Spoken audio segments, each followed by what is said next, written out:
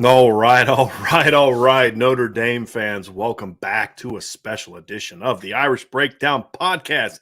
It is Wednesday night, and I'm actually back in town. So that means it is film room night. And for all those film room freaks, we are going to talk receivers. We've talked a lot about receivers, and we've talked a lot about who's good and who's not good. And tonight, we're going to pop on the film, and we're going to show you all why this is such a good class, and we're going to go over 6 prospects tonight that we think Notre Dame needs to kind of land from this group. And we'll kind of talk about the needs, and we'll talk about the film. We'll go over the ranking. It's going to do all that stuff, Ryan. But man, this is for me the fun part. I love breaking down film. I love nerding out, all that kind of stuff. And once I can figure out this stupid iPad, we're gonna have some really cool stuff. So definitely ready to rock and roll, Ryan. So appreciate you being part of the show tonight. Did you already put the daughter to bed, or did you guys be able to kind of take care of that yet? Or Yeah, man, she's in bed, so there's no distractions, no taking away from the film time, brother. So we're good to go. let's roll. So Ryan, let's begin by talking about. I mean, this is a huge year for recruiting, and it's huge for 2 reasons. Number one, obviously, is the obvious one. There's a need. It's a big need. Notre Dame is the misconception that I think people have about the Notre Dame receivers is they need to upgrade the talent. And I'd say, well, kind of.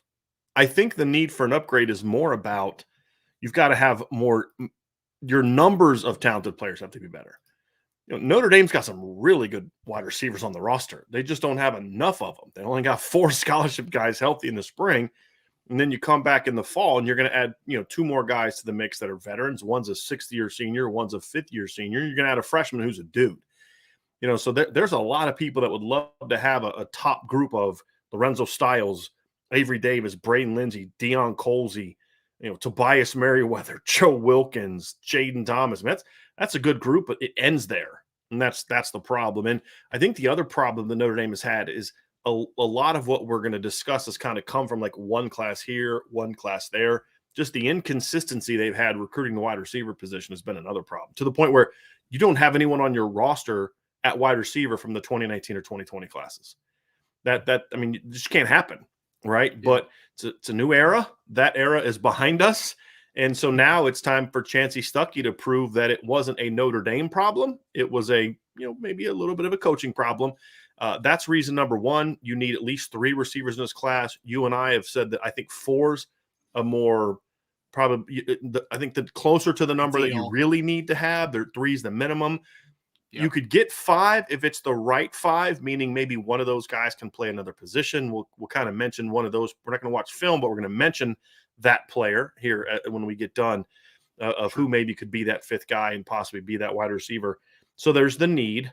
And then the second part is it happens to be sort of, in my opinion, a favorable year for Notre Dame when it comes to receiver recruiting. There's some big-time players from the North, which we'll talk about tonight. You've got Carnell Tate. You've got Rodney Gallagher. You've got Malik Elzie. You've got some kids who are from regions Notre Dame doesn't normally do well that are high academic kids, like a Jaden Greathouse, and, of course, especially like a Braylon James.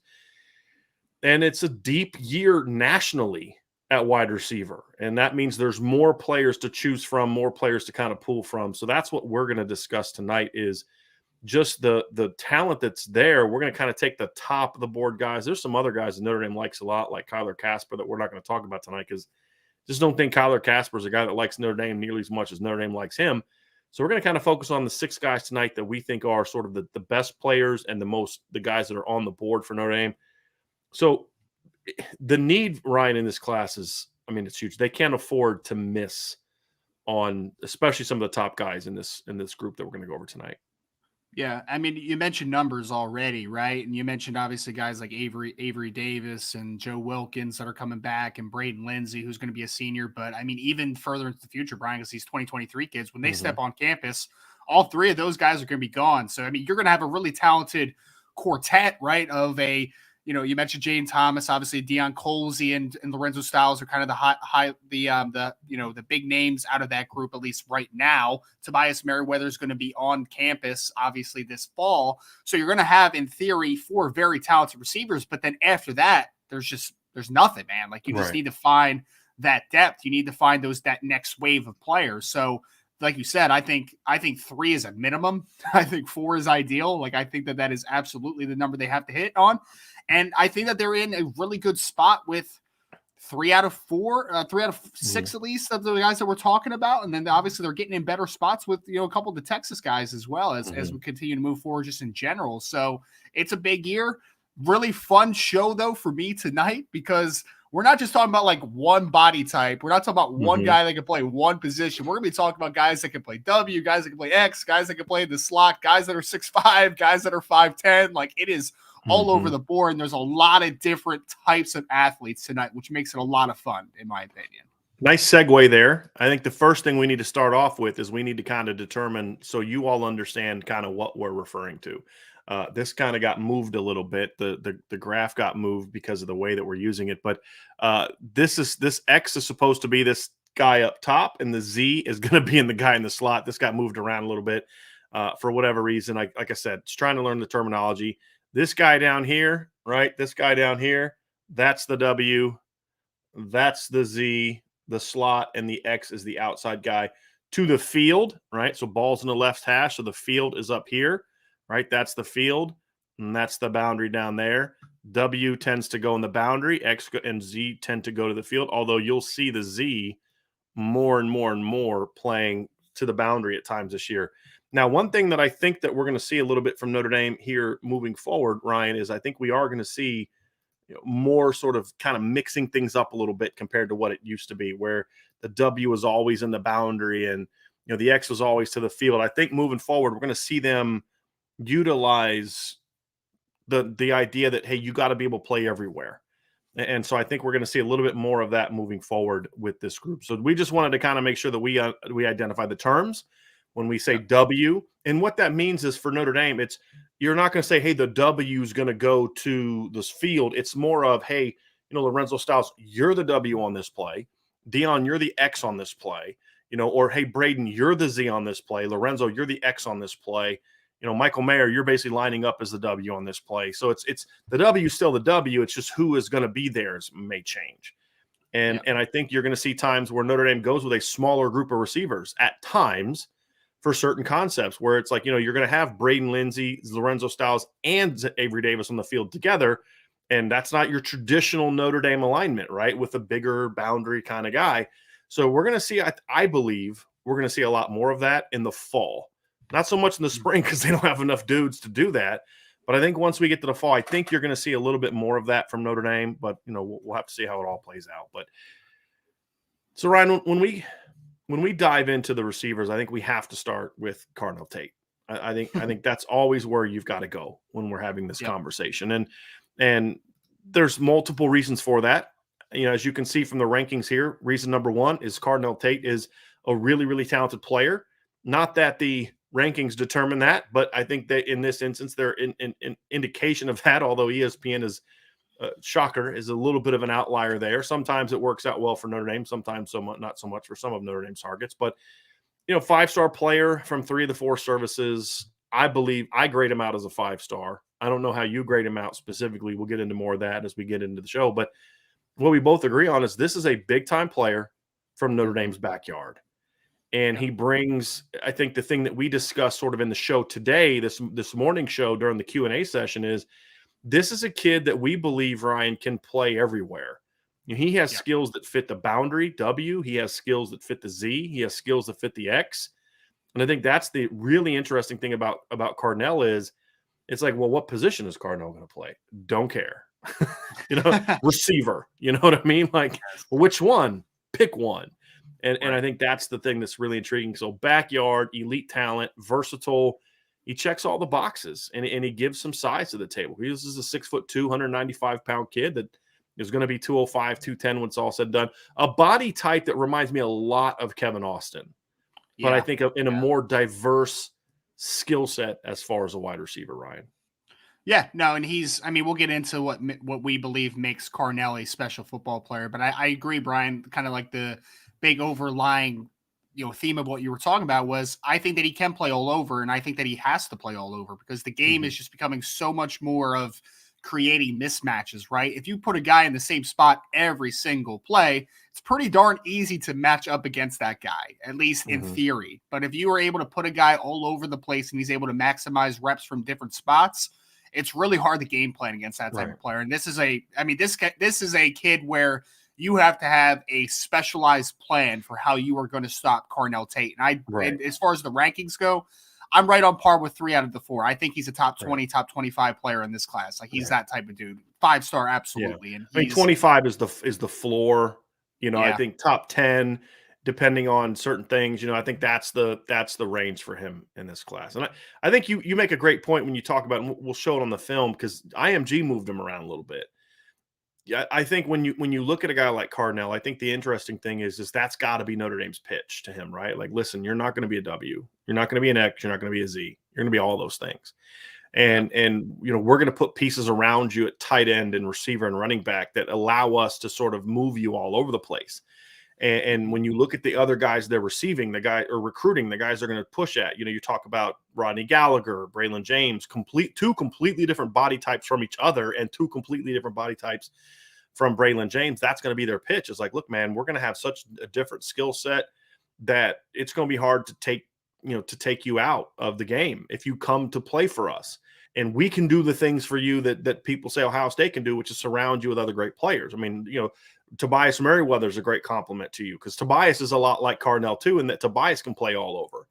And I think Carnell's a better slot option than Tobias, where Tobias can play W and X.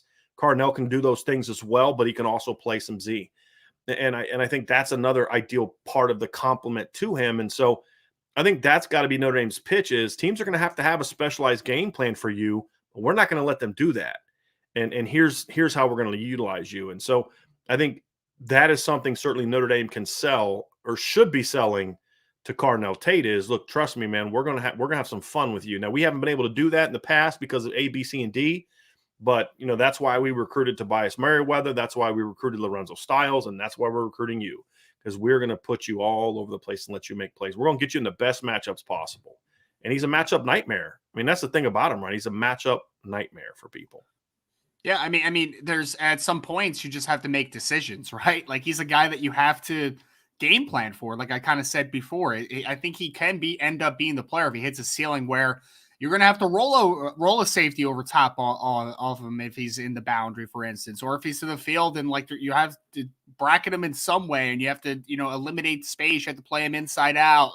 I mean, there's going to be ways that you have to counteract this type of player, which if he's the player that he can be, in my opinion, Notre Dame is able to land him.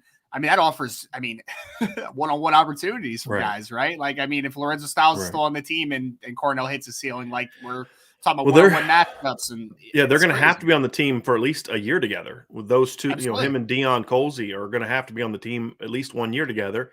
He and Tobias are going to have to be on the team at least for 2 years together. Same with Eli Raridan and Holden Stace. And, that's the selling point. Like, look, man, you're not going to be alone here. You know what I mean? We've got some dudes around you. And so let's dive into the film, Ryan. We're going to have a couple different videos we're going to show here. His highlight that we've looked at, he's got a highlight too, but there's a couple games I wanted to get to first. The first one, this is against American Heritage. With anybody that knows anything about American Heritage knows that this is a big time program. This is a program that's going to put multiple kids into the NFL on an annual basis. And you see Carnell here returning kickoffs for IMG. Very long strider when he gets in the open field. The thing you're going to see is toughness and balance. You're going to see a lot of that in these two games, in these highlights. He's a very strong football player, which is kind of funny as you see him in the boundary here, Ryan. I remember him being a real tall, skinny freshman at Marist, and now he's become just a really physical football player. Like there's things about his game that remind me of Javon McKinley, and you can kind of see it there. There's things about his game that remind me of a big guy like that. There's things that remind me of smaller guys that can kind of move around. He does a lot of different things. See him get on top and stack. I love that, the ability to stack. You see him using his hands to fight, and then the ability to focus on the football with that guy draped all over him. This is something. He's got special ball skills, because I don't think Carnell's an elite athlete. He's a good athlete, But you're going to see in these videos, he's not a burner in the traditional sense. He's plenty fast enough. He's not like a super, super sudden athlete, but he's a good athlete with elite receiver talent. And I think that's the thing I like about him is you kind of see him lean in and stack, gives himself room to the sideline, and just makes a tremendous, tremendous throw. Well, and I think it says a lot about it that the fact that he's at IMG Academy, which obviously everybody knows the talent that IMG puts into college football every year, and he's returning kicks, right? Like I think that's pretty indicative of what type of athlete he is. And I think my favorite thing about him, Brian, is like he's a big wide receiver. Like you kind of mentioned, he's got similar frame to a Kevin Austin, but kid is very flexible in and out of breaks, man. Like he's just not your traditional boundary wide receiver who's going to play on a vertical third. Like this kid can run routes. Like he can run routes. And you kind of see that here. You know, the guy's playing him outside. He's playing press at the line. Then he drops outside. You know, you see Carnell kind of widen him out a little bit. I think the top end could be a little sharper here. He does it at other times. But I like that you can see the acceleration out of the break, too. He gets that initial separation with that cut, and he's a very clean pass catcher. Very clean pass catcher. Here's another long kick return that he has. He's got a very unique athleticism. You see that burst there? Like, again, like he's not Braden Lindsey. He's not Will Fuller, but he's, for his size, plenty fast. He's also not Javon McKinley from a speed standpoint. He's got more speed than Javon had, even more than Javon had coming out of high school. Did you see that right there? I mean, again, this is against one of the best high schools in the country, American Heritage.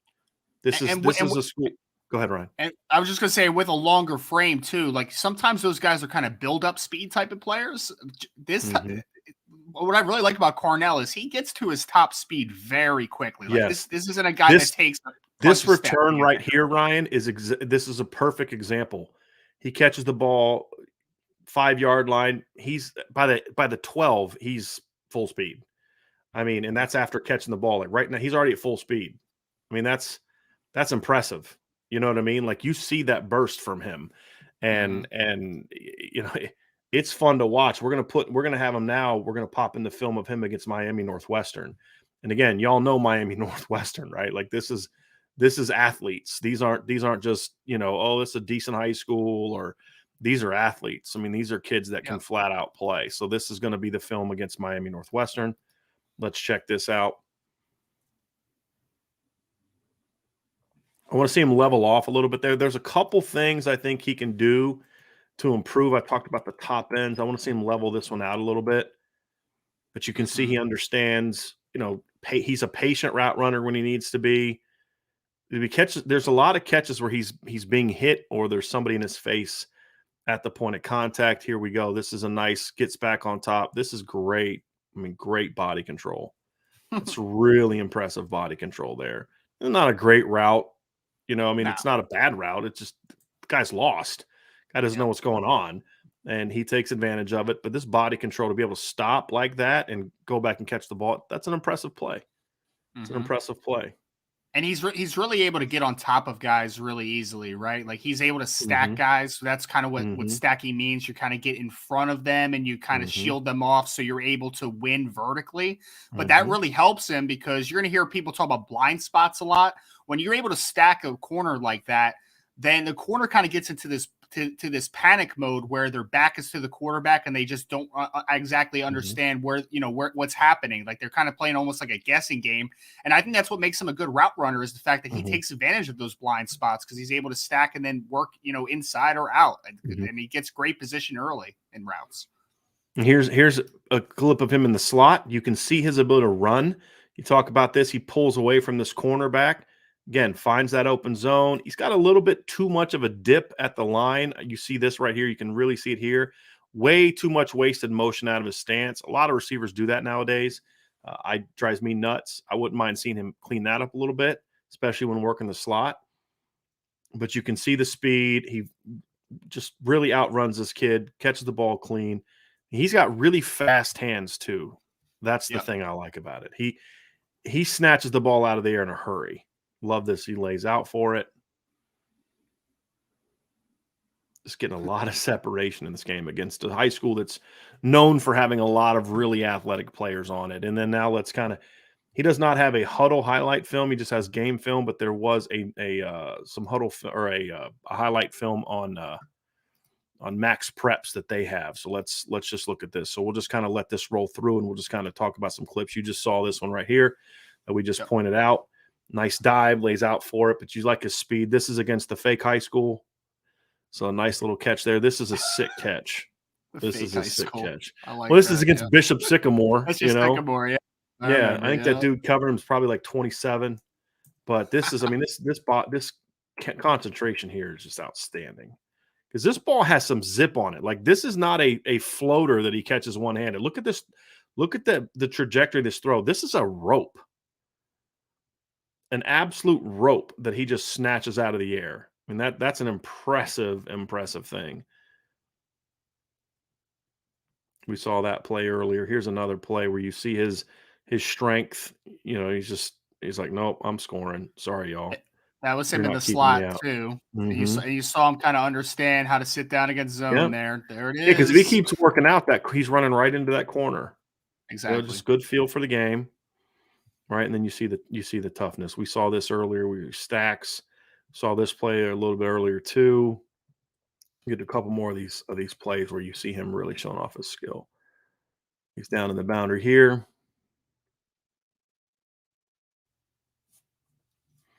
I like this because he knows he's running a quick route. Look how he uses his hands.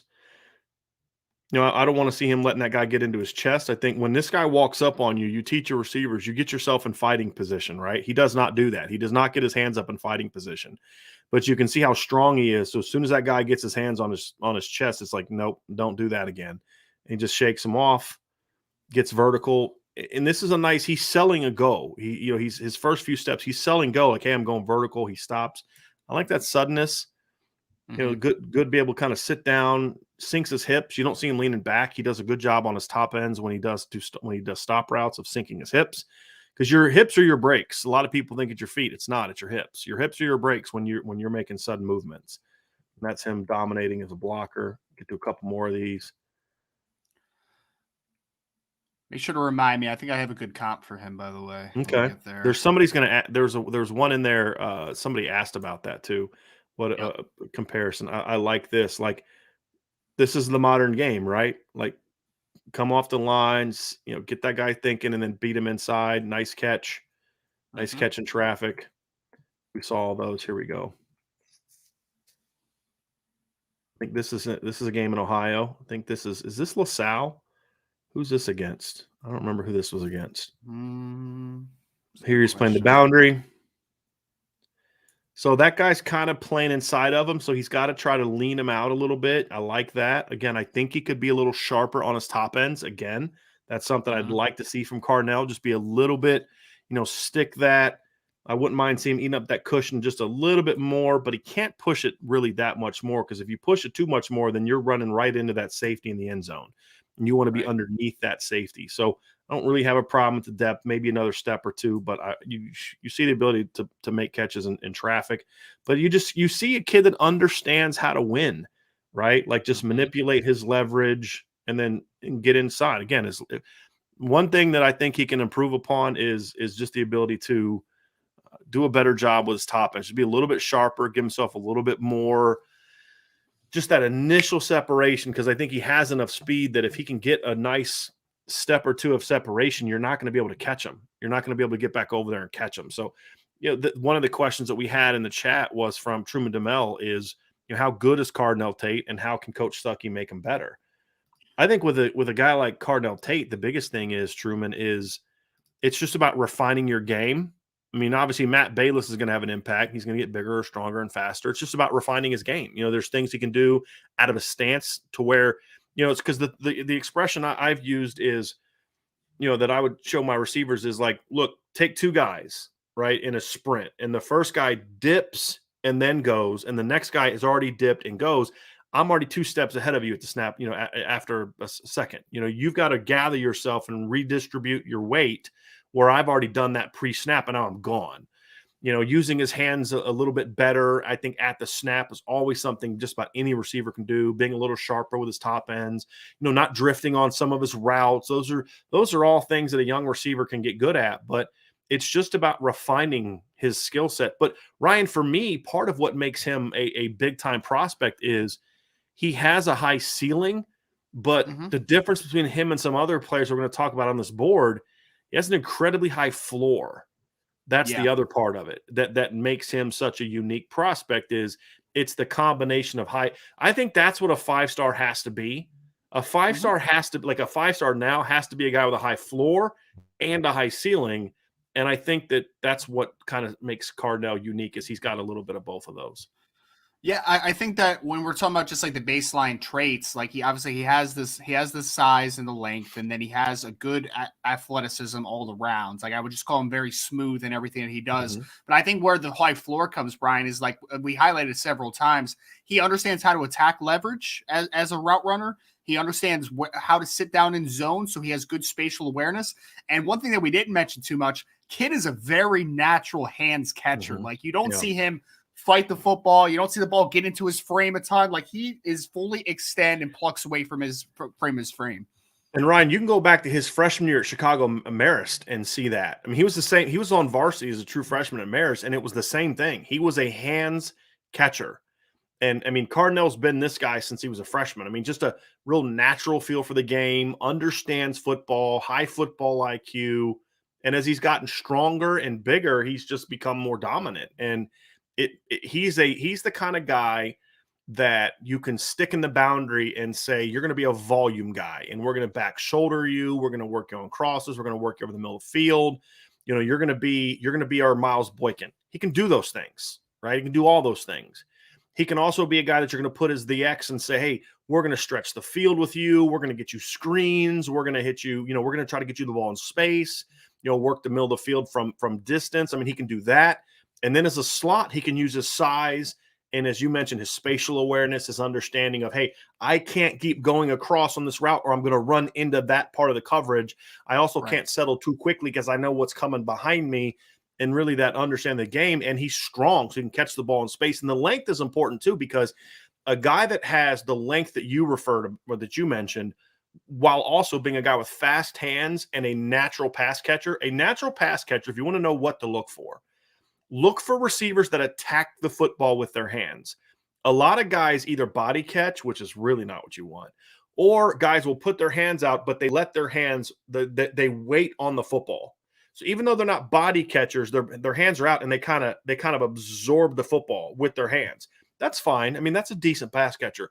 But the elite pass catchers, in my opinion, are the guys that go after the football, Ryan. Like they attack the football with their hands. They go get it and then bring it in. And Carnell does that. I mean, you see that on the film. He goes and gets the football. And that's important because guys like that also tend to, with those fast hands, it's harder to play the ball on the deep throws. And you saw that on the one-handed catch. You saw that on the back shoulder in the end zone, which is, as a DB, if you've got me stacked or you've got a step on me, I'm taught that I'm playing your hands. When my hands go, your hands go. Or when your hands go, my hands go, if you're looking at it from the DB perspective. But guys that don't have great, like fast hands, that don't attack the ball, they tend to start getting their hands out as the ball's coming, and then they try to run a few steps with their hands out. And then now I know my hands are coming out and I'm swiping at the football, right? And try running a 40-yard dash with your hands out like this and see how fast you are. Like, you know what I mean? Like I want a guy that's running, snatch. That's what you see. Because now it's like you can't play. It's going to be a lot harder for you to play my hands when I'm just running, snatch. And that's what you see from Carnell. That's what you see from Carnell. And a lot of people show their hand too early, not even like as far like as early in the rep. Like they'll just start extending early, and then the defensive back's like, I know exactly where the ball is now because you just showed me where it is, right? Like that's where those late hands come in. I always think of Torrey Holt when I think of great hands because, like, for me, he was one of the best I ever saw because, like you said, he got full extension, and when the ball hit his hands, nothing moved, there was no jolt back, and he would always just pluck it. And I remember just watching him, and he would do like those catching competitions, and like you didn't hear anything, his hands were just so soft. It was just boom, nothing, done. And it was a lot of fun to watch. And I think the Carnell has that in him. And kind of my comp is reminiscent of that a little bit is I think of Allen Robinson, that has been a very, very good wide receiver for the Bears, started off at the Jacksonville Jaguars. And I think he kind of gets a little bit of a misnomer, Brian, because he can do all the things, catch point, stack, vertical dude, but he is incredibly physical getting off press, and he has a really nice spatial awareness to him, and he could do a little more things as a route runner that I think people give him credit for. And he is a guy that can win down the football field because he understands how to attack leverage. So that's just a guy that stylistically I think is a little similar to Carnell. Well, and he was from Michigan, so he's a northern kid. He was listed at like 6'3", 210 in college. Very like similar that, yep. body type to Carnell Tate. Junior year at Penn State had 97 catches for 1,432 yards. I mean, 70 as a sophomore, 77 catches for 1,018 yards. I mean, that's the kind of player that Carnell Tate can be. You know, from a production standpoint. I mean, you're recruiting him to be that kind of volume player. And that's what makes him very unique is, you know, he can do the things that Michael Floyd could do. He could do the things that Miles Boykin can do. He can do the things that Chase Claypool can do. And I think that, you know, he's not quite as tall as any of those guys, closer to size to Michael Floyd than he was Miles or Chase, but a really unique special player. And so a guy that, you know, obviously Ohio State's done a great job there. But he's a guy that Notre Dame has to be able to go out and say, hey, look, this is the kind of guy you have to win. You know what he is for me, Ryan? He's a little bit of a litmus test for this new staff, right? Okay. Can you go out and get this kind of kid? Like Braylon James is a guy that you know, he's talked about wanting to go away from home. You know, he had that in the article with the interview with Brian Smith that we put up the other day. You know, he's a guy that is a 5.0 GPA on a 5.0 scale who's looking at Stanford and Notre Dame. Like that's your typical, like, of course, Notre Dame's going to have success with those kind of kids. You know, Carnell's the kind of kid that this is a national recruit. This is a kid that for whatever reason, and we don't need to get into the reasons why, you fell behind the 8 ball on this. Can this new staff come from behind and get this kind of kid? And I think that's what's going to really show. Can Marcus Freeman be that kind of elite recruiter? Can Tommy Reese be that kind of guy?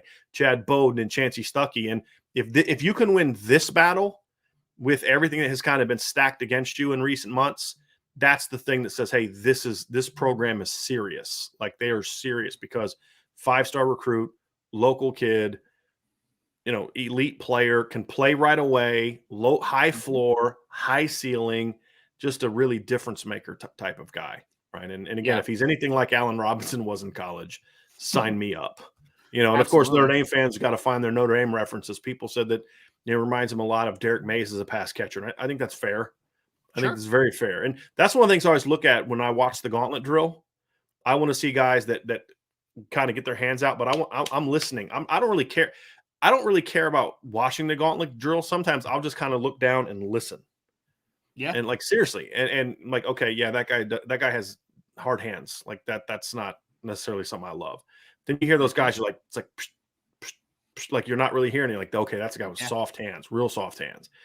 You know, and it's also like, you know, guys with hard hands, like they're really tense.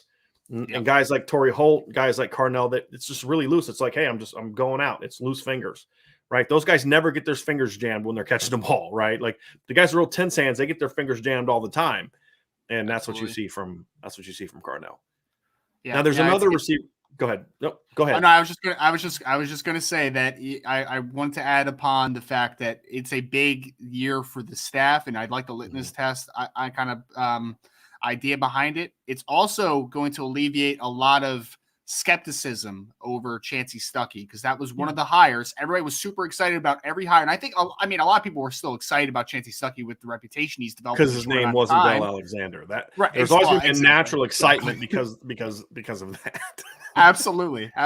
And he's got a name to him, right? And he spent some time in the NFL. Obviously, he was, did a good job in his 1 year at Baylor, but it is literally learning on the job type of thing from a recruiting standpoint and from a, just maturation as a coaching standpoint. So if he is able to go out and sign a Carnell Tate, a Rodney Gallagher, a Braylon James, like that caliber of class, that's going to answer a lot of question marks that people have very early. So we are going to know, I think, pretty quickly here what type of recruiter Chancey Stuckey is. And then obviously in the 2022 season, we're going to see very quickly just how good of a coach he is because there's a lot of things to improve on in that wide receiver room. So you should see a lot of stuff that's cleaned up very early on. Like there's going to be opportunity.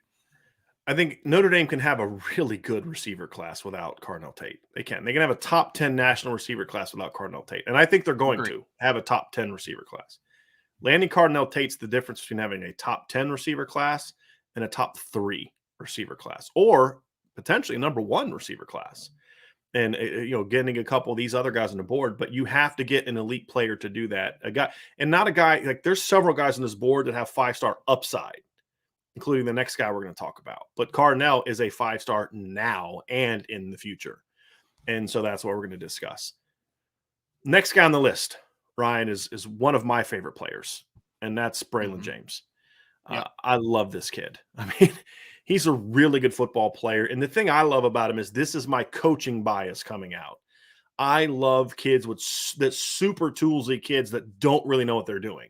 Like that's, as a coach, my favorite kind of kid, because I don't have to break a lot of bad habits from him. I'm teaching him. He's going to be just like a newbie, right? I get to teach him all the cool things I want to teach him. And that's Braylon James, a super raw player. I've said this in the past. He's kind of like that kid that when we started this trend, 15, 20 years ago, where high school football coaches started recruiting off the the basketball team to come out and play. That's Braylon James, and he's that type of player that you look for. That 6'3", springy. That's the word you used last time we talked about him. Springy, and a guy with really impressive long speed. So, but when you have a guy that's raw, like, we've hammered the recruiting services for some of their rankings. A kid this raw, I'm more sympathetic to some of the people that have him ranked a little bit lower. I think he's a top 100 recruit. Like, to me, surefire top 100 recruit, no question about it. But I'm not going to crush 247 Sports. I think 266. I think 267 is way too low. But even then, I'm not going to crush him, because he is a really raw kid and his production wasn't elite last year. But the tools are outstanding. So this is one of those kids, Ryan, that I am somewhat more understanding of why the recruiting services have such a bigger gap on him. Even though I tend to agree with ESPN and Rivals much more so than the others, this is one I'm not going to crush him for, because I understand it, because he is super raw. What are your thoughts on that? Yeah, no, he's a top 100 guy for me as well. I would say he's probably 75 to 100, because I do think there is rawness to his game. The word that comes to my mind when I think Braylon James is explosive, absolutely explosive. And I know we talked a little bit about it. You saw obviously, and I know we'll talk about it, here in a second. You see, I think, a little more deep speed than I do, but what I think we both agree on is that this kid out of his stance is explosive. He gets on top of dudes quickly. So I mean, this is a big time talent, but I do agree that it is acceptable if you're a little lower on him, just because there is a little more of a projection. Like, I agree with you.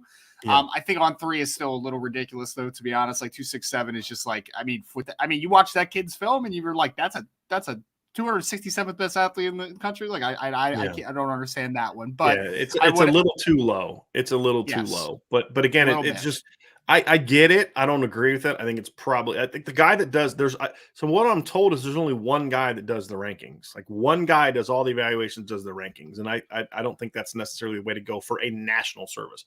I'm going to release a top 100 at some point in time this summer.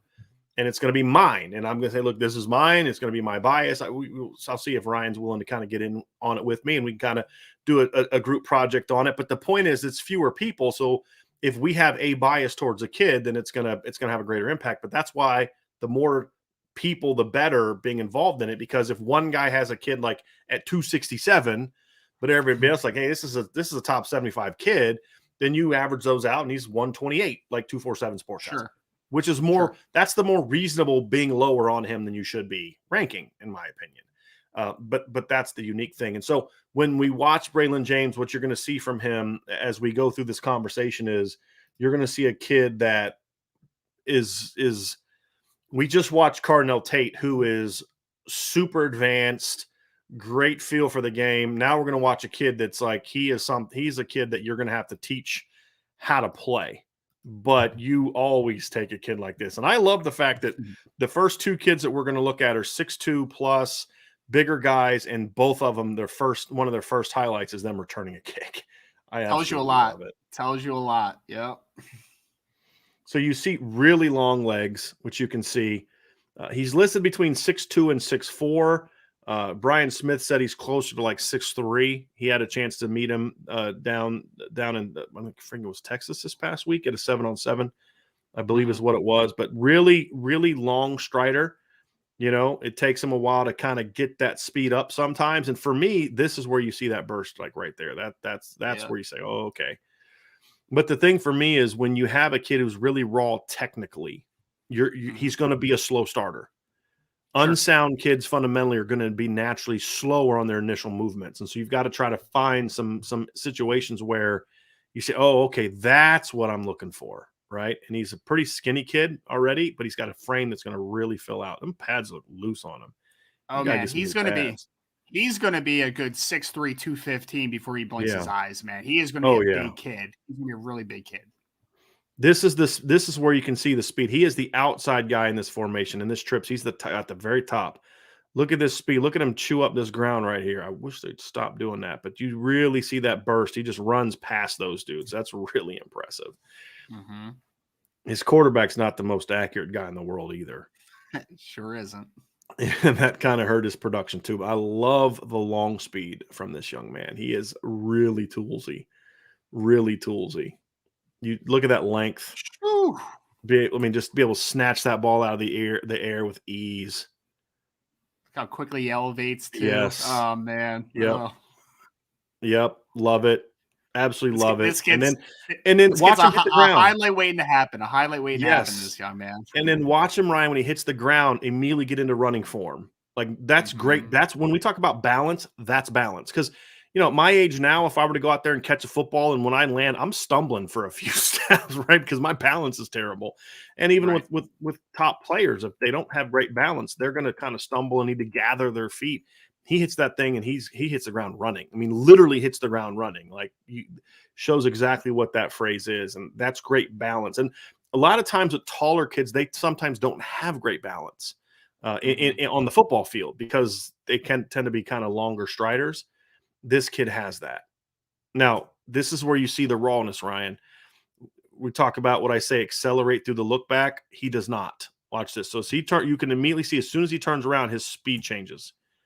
And that's something he's going to have to work on, right? And again, that's one of those things that's not natural for a player, and it takes work. And that's why, you know, I've said before in practice, I would say that constantly we would work on things, accelerate through the look back, and that's part of that those raw aspects he's going to have to prove upon as a player. But this kid's got great body control, great focus.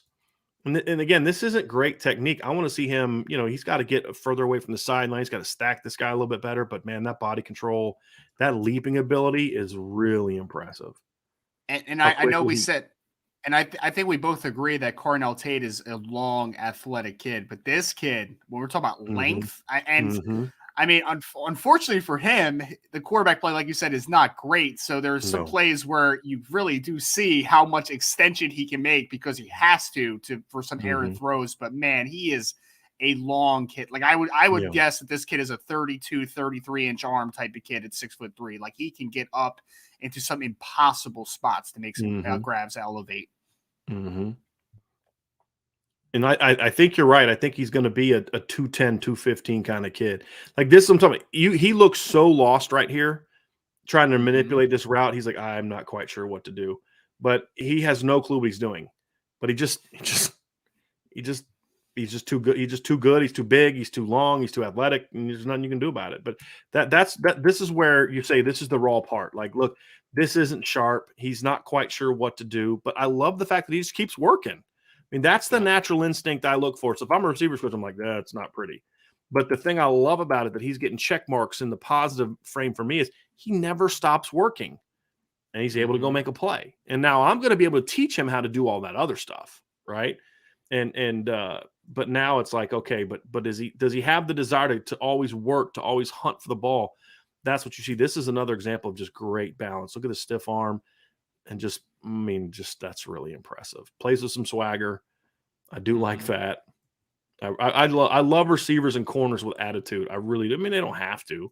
And this is a little bit clunky because, again, this is a technique thing, right? He's kind of using his upper body and his feet to break. But you can see the foot quickness because even though his technique stinks here, Ryan, he's not super choppy on this top end. Like No. that's that like a guy with He's loose. Yeah. Because normally a guy that's kind of like this lean back and using his feet to stop is going to be like 4 or 5 steps into that top end, but he's not. I mean, he's turning on 2. And that's again another thing that shows me just really impressive foot quickness and agility and fluidity and all those type of things. Like that's all there. It's just about, okay, now let's teach him how to play the game of football. But the kid's got, and he's a super smart kid too. And look, not every kid that's a 4.0 I've met kids who were 4.0 students, but just dumber than a brick when it came to any kind of common sense. You'll meet some guys that are great students, but don't know a thing about football, but you can tell he's got a natural feel for the game on top of being a great student. But the reason I bring up the student part is because clearly he has the ability to consume knowledge, right? And embrace knowledge. And that's the thing I look for. And if he has that kind of hunger on the football field, he's going to learn. Yeah. And that's the thing that I like to see in a receiver. I like this toughness here too. He is one of those guys, Brian, he is the most frustrating person ever for a defense on high school level, because you would be in perfect position, right? You're just in perfect position, and he just runs a fade route where it's like he doesn't stack really that much on the fade, and it's all this or whatever, but he really does bring that basketball style where like you just throw it up to him and then he makes you look stupid, even though he didn't really do anything technically that was advanced. We just saw a play there that was like him just running a flat route, and you're in solid position, and he turns on the jets and he beats you for a long gain. And it's the most frustrating thing, because you can just see the raw athleticism, and he is a headache for a defense, because even when he's not technically perfect, he's just such a good athlete that he just makes you look stupid. I want to show this play here real quick, because this is another example of elite balance. And I'm not talking, not necessarily like the breaking the tackle part. I like that.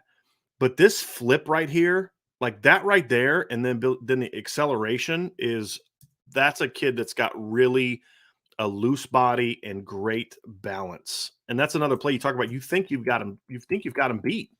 And nope, it's not going to happen. It's like a 3rd and 5 backbreaker, man. You're like, oh, we got a perfect position, and he got a first down. Nice. Okay. Yeah, he's a special kid. Very, very talented kid.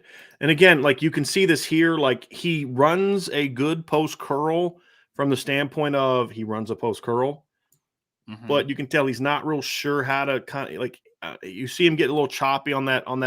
He kind of has a feeling he knows I got to manipulate this guy, but he's a little choppy with it. And I don't think he understands, like when you kind of get back vertical, stem that guy back up. But what you see here is really agile feet, like really loose feet that he can make sudden moves, even though his technique isn't really that good. But you also see a kid with a really good feel for the game, even though he doesn't necessarily have the advanced technique that a Carnell Tate has.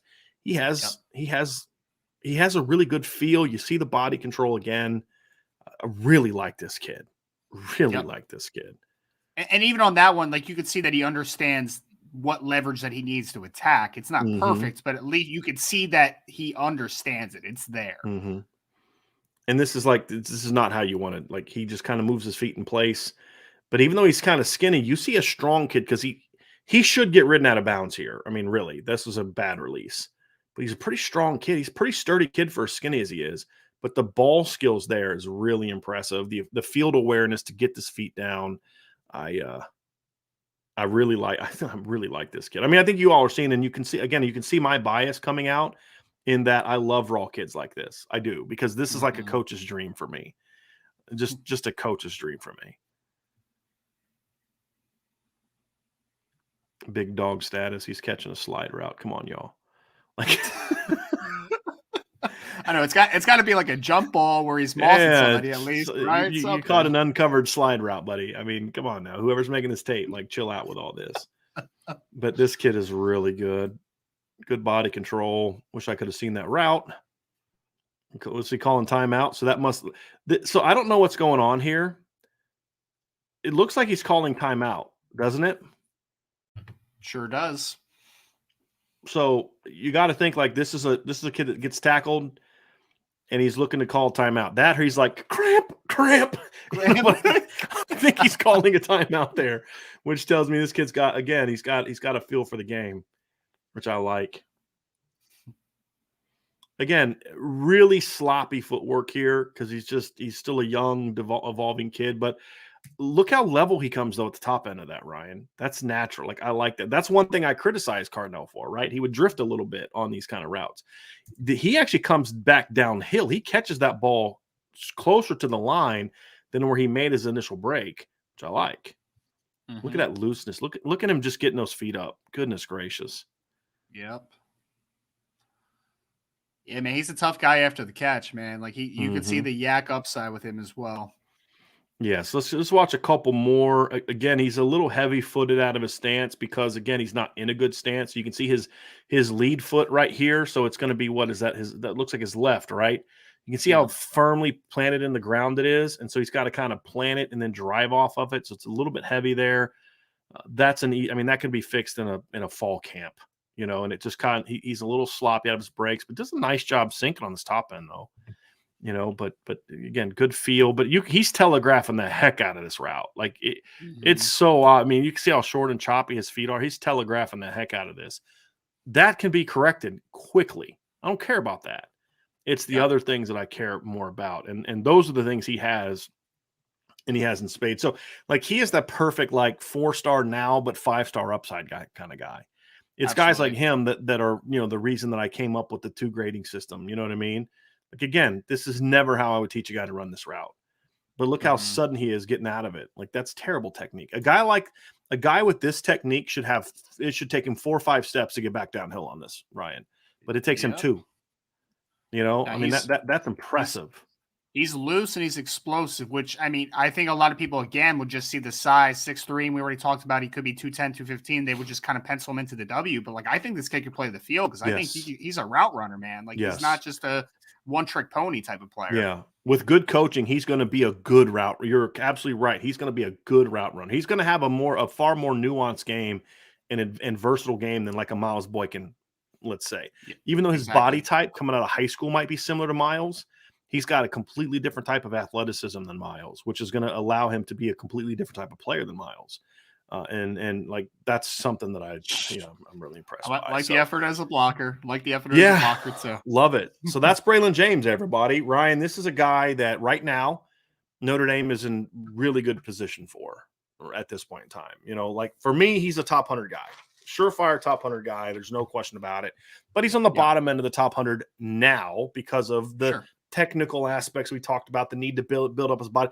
You can look at Carnell Tate and you can look at Braylon James, and Carnell is only about 10 pounds heavier than him, but it's just a different looking body. Like Carnell has a body that you're like, he could play right now, as a freshman, you know what I mean? And Braylon's got an evolving body. He's got a body still growing and his game is still growing, but man, the tools are really, really impressive, which is what makes him, he's not a must get for me because of what he is right now. He's a must get because of what I think he's going to be by the time he's a freshman and sophomore. In 2 years, this kid's going to be a beast, in my opinion. And I'm sitting there kind of thinking thinking about the 2024 season when, Carnell, if he comes to Notre Dame, and Tobias is a junior, Carnell's a sophomore, and Braylon's a sophomore, and Lorenzo's a senior, and you're like, you're not covered. You got Eli Raridan and Holden Staes and Kane Barong and Mitchell Evans, and you're like, how do you stop this team? And whoever your quarterback is, whether it's Tyler Buckner, unless he goes pro, and now you've got Dante Moore. That's where you start to kind of get a little fired up, but that's why it's important to get these guys. You can't miss on these kind of guys. You can't miss on Braylon James if you're Notre Dame. 4.0, 5.0 student, right? Wants to go. He's one of the few kids that's is not even remotely close to like hiding where he wants to go in regards to away from home. He said to you, I want to go away from home. My sister went to Texas, and it's hard to really grow as a person when you're that close to home. Who says that as a 17-year-old? Right. You know what I mean?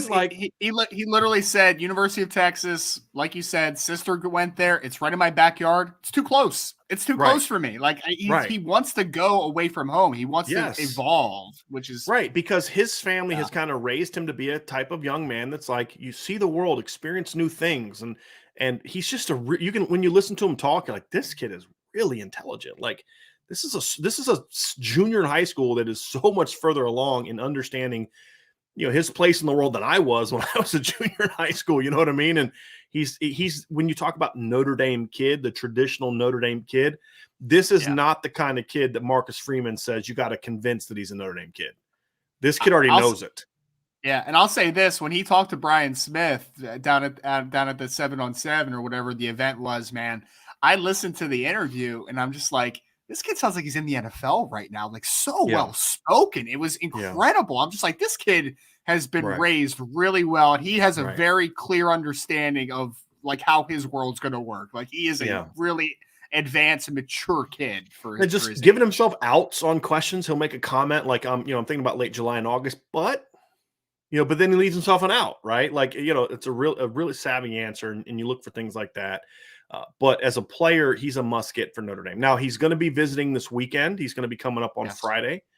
Mm-hmm. This is the tricky part. Like right now, we believe that Notre Dame is his leader based on everything that we've heard. His high school coach has said that he thinks Notre Dame is the leader. And you could, in that interview, you could kind of tell that he was trying to be didn't want to give away too much of Barnes' leader, but you could just tell when he was talking about Notre Dame that there was something there. LSU made a really good move on him recently. Stanford's obviously pushing for him, but there's some issues at Stanford going on with their program and things like that. And Notre Dame's going to have to, in my opinion, this weekend's big because they've got to kind of knock it out of the park in that this is your chance. He's coming with high expectations. And sometimes that's the more risky situation to be in when a kid is expecting you to knock it out of the park. And which means that's kind of raised the bar for what you need to do. So they've got to really crush it this weekend with him. And as he said, like, when I know, I'll know. Like that's kind of the out he left himself. Does that mean he's going to commit to Notre Dame after this weekend? We're not saying that. But what we are saying is this is an opportunity this weekend for Notre Dame to say, hey, look, we're going to put ourselves so far ahead that it's going to be impossible for anybody else to catch us. That's the opportunity they have this weekend, right?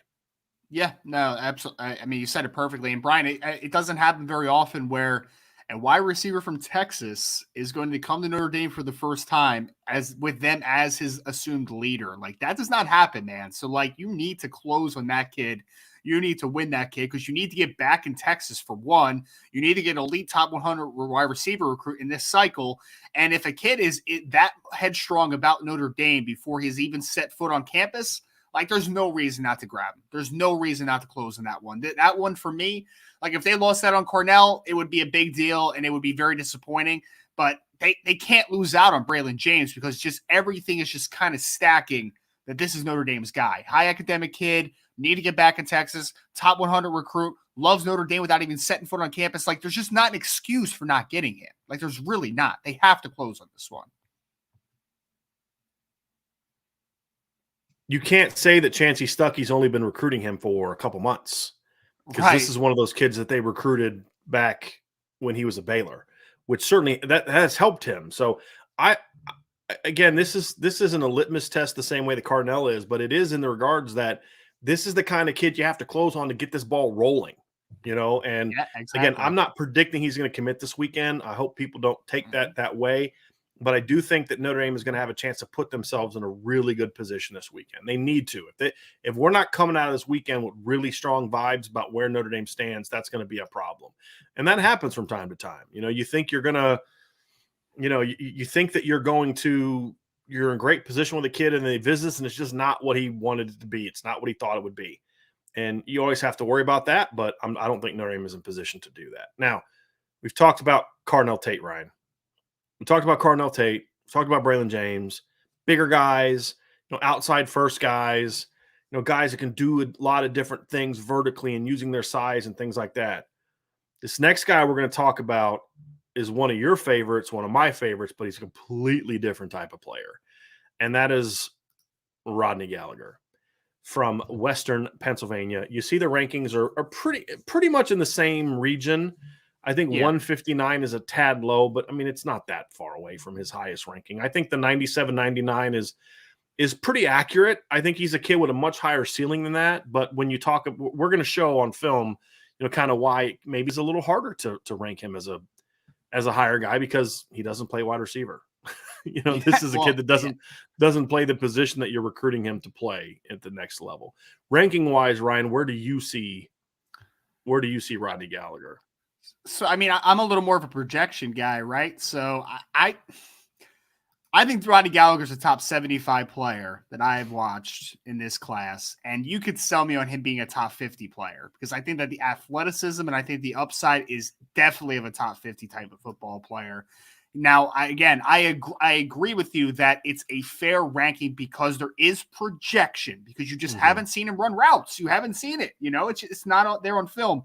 But I think athletically speaking, there's no reason to think that he can't do just everything that you need of him as a slot. I think he could play to the field as that X kind of Notre Dame system if you need him to too. It's like, I think that he has versatility in that sense. So I understand the ranking. I accept the ranking. I won't argue against it too much. But when I watch him, I think he's a top 75 type of athlete. Yeah. I really do. And that's kind of where you get into, what rankings are a lot about, sort of how you think a ranking should be put together. Do you think it's about projection? Do you think about so SI 99 really focuses on a guy's floor? Well, if you're focusing on the floor, Rodney Gallagher may not be a guy you're going to have as high as if your projection is more of looking down the road. And I think that can make it a little bit challenging. That's why, we came up with I came up with the Irish breakdown, sort of that dual grade system, which is where a guy be able to tell, hey, here's where the kid is right now. He's a top 100 kind of guy. I'd put him in the bottom half of that. But here's where he can be. And right. You talk about, comps, and it's like there's some natural comps. I think he kind of looks a lot like Will Fuller. Pennsylvania kid, similar body type, similar body type. Although I think he's a little bit thicker than Will was coming out of high school, a similar region. But I don't know if Notre Dame has had a whole lot of kids like Rodney Gallagher on their roster. And that's another reason why I think he is a guy that you really gotta get on campus soon and see if you can make some moves with. Because of the three we've talked about, I'd say he's probably third right now as far as where Notre Dame is with him. Because he's just not really anywhere in recruiting right now because he's still playing basketball. And that's the other part is this kid is a dynamic basketball player. They won whatever the championship was, the Whippeal championship that he scores 26 in the title game, gets fouled with like a second or so left in the game, drills both free throws. I don't think he hit the rim on either one of them to win the game. I mean, that's just ice cold, that's kind of the kind of kid that you want, and drops 26. I mean, and as we've said before in the show, he's a kid that was being recruited by Division I schools as a basketball player. Now that's not the case anymore. He's focusing on football, but real dynamic kid. So let's pop up the film, Ryan, because the first thing that y'all are going to notice about Rodney Gallagher is he's not a receiver. He's a quarterback. So you're going to see some throws in here, but you're going to see a lot of runs, and you're going to see a really quick, shifty kid with some speed. There's some discussions I've had with people about his speed. Some people think he's really fast. I see it at times, and other times I don't necessarily know if I think he's necessarily a burner. I wonder if he's more of like an Avery Davis, a more quick than fast kind of guy. But the one thing about him, Ryan, that we can agree on, he's very sudden. He's got tremendous feet, really great feet. Now, I consider him explosive and quick. I also do not see what I would call like dynamic deep speed. I think it's good. Right. I don't think it's like that's why I have a hard time with the Will Fuller connection. The description. Now, if we're going to talk about what Will Fuller was in college, but obviously Will Fuller, but even in high school, Will wasn't a burner, but he was a little bit of a longer strider than Rodney is. Yeah. I mean, Rodney great for me, feel for the game.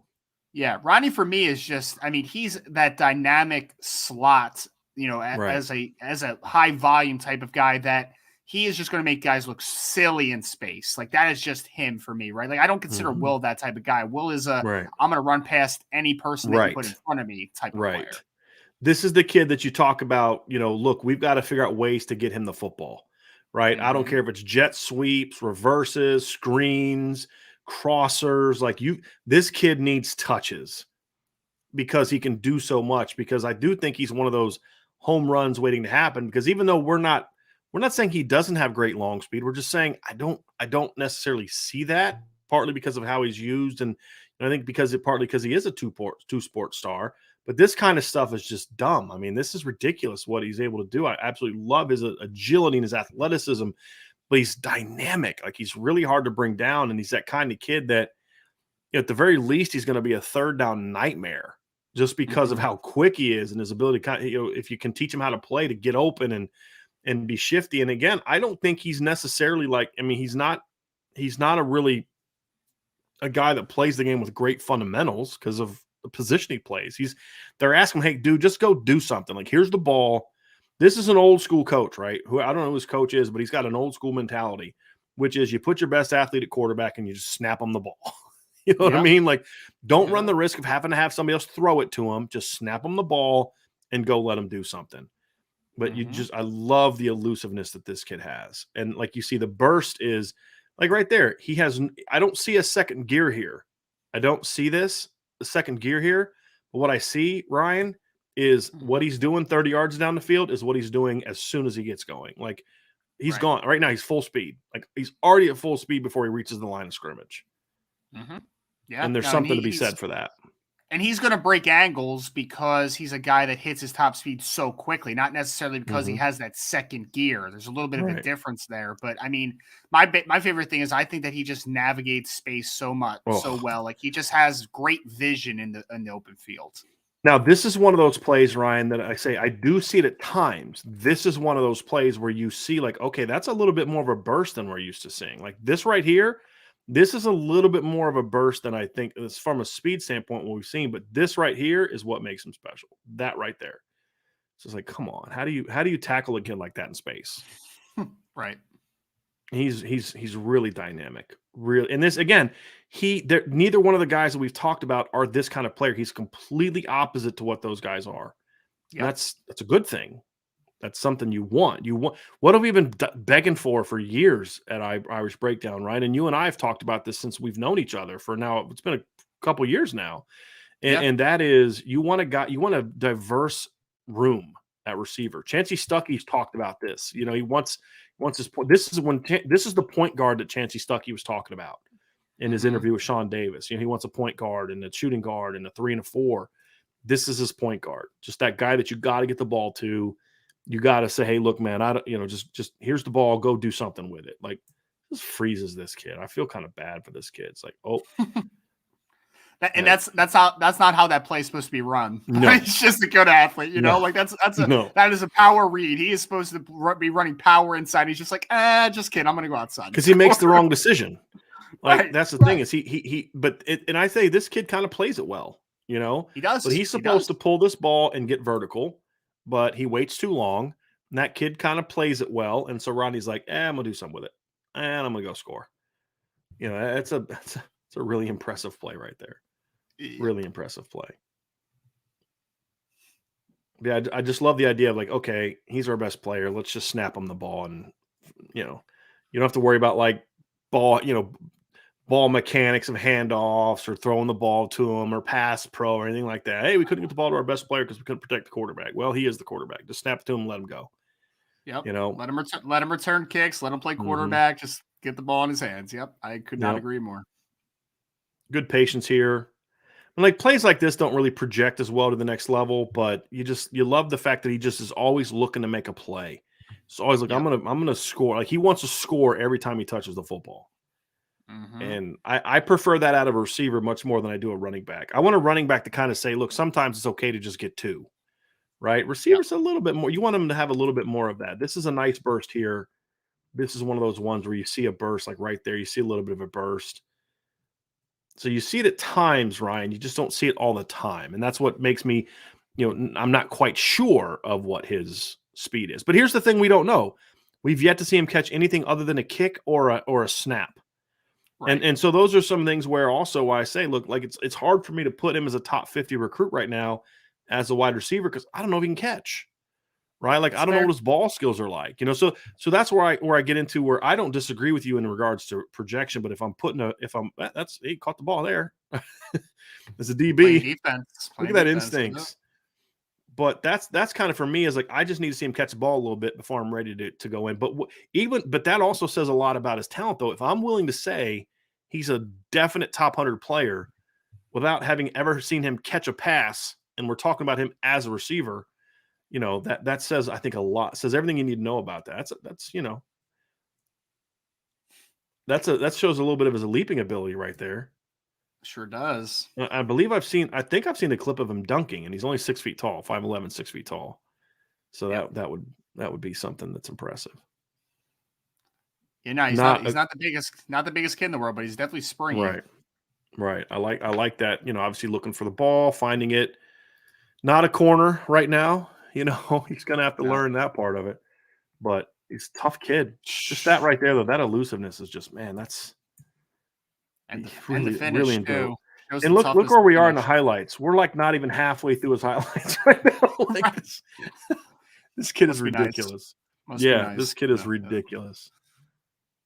I'm gonna try and see if we have him dunking. Oof.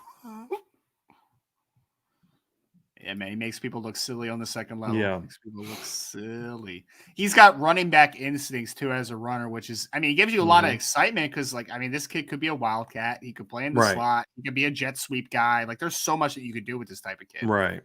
And you talk about sort of putting that ideal recruiting class together. You talk about having a big guy like a Braylon James, and then just that do-it-all guy like a Carnell Tate, and then you're trying to defend those guys while also having to deal with this guy running jets and crossers and reverses and all that kind of stuff. Like, look at this. This is just, this is come on now. Arrows on an RPO and just getting the ball in his hand quick. Like, it's just yes. Yes. Like, this is just like, dude, I'm gonna make a play. Like, what is that? Like, what is that? That's just, it's a 3rd and 1 that the other team just, they're trying to trick something. The other team plays it well, and it's like, but you still can't stop it. Come on. I'm gonna put something else here that we don't often do. So Ryan, I'm actually gonna stop. I'm gonna stop right now. I'll let a couple more of these run, but I want to show some of his basketball highlights because I think that really gives you a sense of his you really see his quickness in some of these basketball highlights. And so I want to show some of those. So just give me a second to transition here. But you can continue talking about Rodney and the things you like as I pull this up. You just need to promise me then if we're doing this right now, then when we get to Monroe Freeling, you got to show some of his dunks as well. Oh, we're definitely going to do that. Oh, yeah. We're definitely going to do that.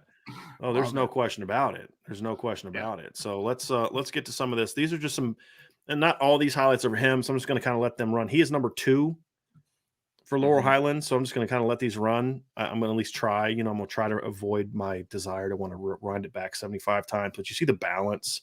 He's just really twitchy. Yeah, really quick kid, just great feet. You can see how just of a natural athlete he is. He's a really interesting player. Really interesting player.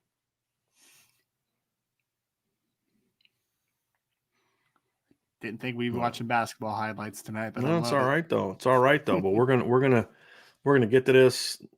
Raises up, bam, buckets. Yeah, again, I want to emphasize this again. This kid has had offers from like Illinois just to play basketball, right? Like a Big Ten school. So this isn't just a good high school basketball player. This is a really good high school basketball player.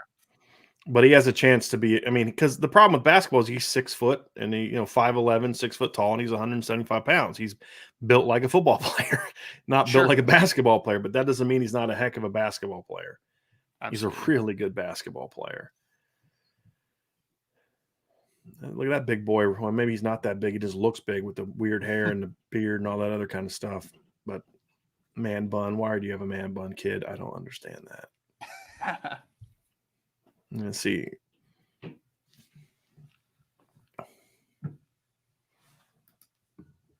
Got a big lead right there. Yeah. See if I can find him dunking here while these are kind of running through. Yeah, he has a good team with him too. Obviously undefeated still this season. So. Yeah, they're still working. They're still working.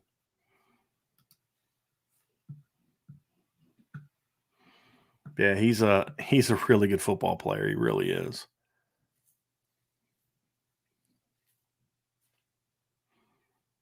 And as you said, Ryan, pretty darn good basketball player. For sure. All right, he's doing too much passing now. Okay, I want to see him scoring. Okay, too much passing. I don't need to see that other team score. Don't need to see the Yep. kid with the man bun. Don't need to see that action ever. Don't ever need to see that. Look at his face though. Like he's just got like, oh man, he's drained Yep. it. He plays. I mean, look at him talking. I know not everybody feels that way. I love trash talkers. I mean, I grew up watching Larry Bird as a kid. You know what I mean? Like, I'm sorry. Like, you don't grow up watching Larry Bird. Like, oh, I don't like trash talkers like that. My dad and I don't agree on that, but I talked a little bit too much trash when I was younger. So You I, gotta be when you're mhm, him, right? Like wide mhm, receiver, and he's a point guard in the basketball mhm. team that's only about Yeah. 5'11". Like you have to be, man. It's the He plays demeanor. with energy, but like he wasn't trash talking on that pull up jumper. That looked like he was like just like excited, like just playing with a lot of Right. emotion and energy. And that's kind of what you look for. Look at that quickness. Look at that burst to the rim. Like just blew past that kid. Mm-hmm. And did he get an and one? Nope. Nope. No and one. Just took it to the rim. All right. I think it's him knocking down free throws. Another team came back. So he showed his clutch gene there again. So Sure did. that's Rodney Gallagher, everybody. Ryan, I know you like that kid a lot. And so do Oh yeah. I. He's a Oh really man. good football player. Now, Notre Dame, Ryan, obviously it's early. I mean, Mhm. he's barely scratched the surface of his ability as his recruiting process at this point in time. Just because, I mean, he's like you said, he's even though he's focused on football as his next sport, he's his priority is his basketball team right now. That's Yep. his priority right now. And so until that changes, obviously he's the recruiting process is put on hold a little bit, but he's a guy that the Notre Dame staff loves. He is a priority for the Notre Dame staff. They're all over him. It's just about you got to get him on campus to be able to try to start establishing that relationship. Mm-hmm. That's going to be the key.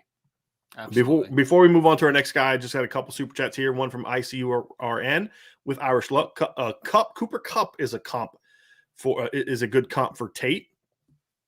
Good enough athlete, but really does his best work with just receiving skills. I don't know if I would say that would be the comp because I think Cooper's like more of a sudden, like just Yeah. really precise kind of guy. Somebody else asked this question, Ryan, and it was, Mhm. what do you think about a Devontae Adams comp? Because I don't think either of us necessarily see Cooper Cup. I understand where he's coming from with that as far as like the receiver skills and all that. I just don't think that would be but the body type is somewhat similar, although Yeah. I think Carnell's thicker. But Yeah. his body type now is similar to what Cooper Cup's body type is as a junior in high school, right? Sure. Carnell's going to be a lot thicker. Somebody asked about Devontae Adams. What do you think about that as a comp? I can see it a little bit. I actually like.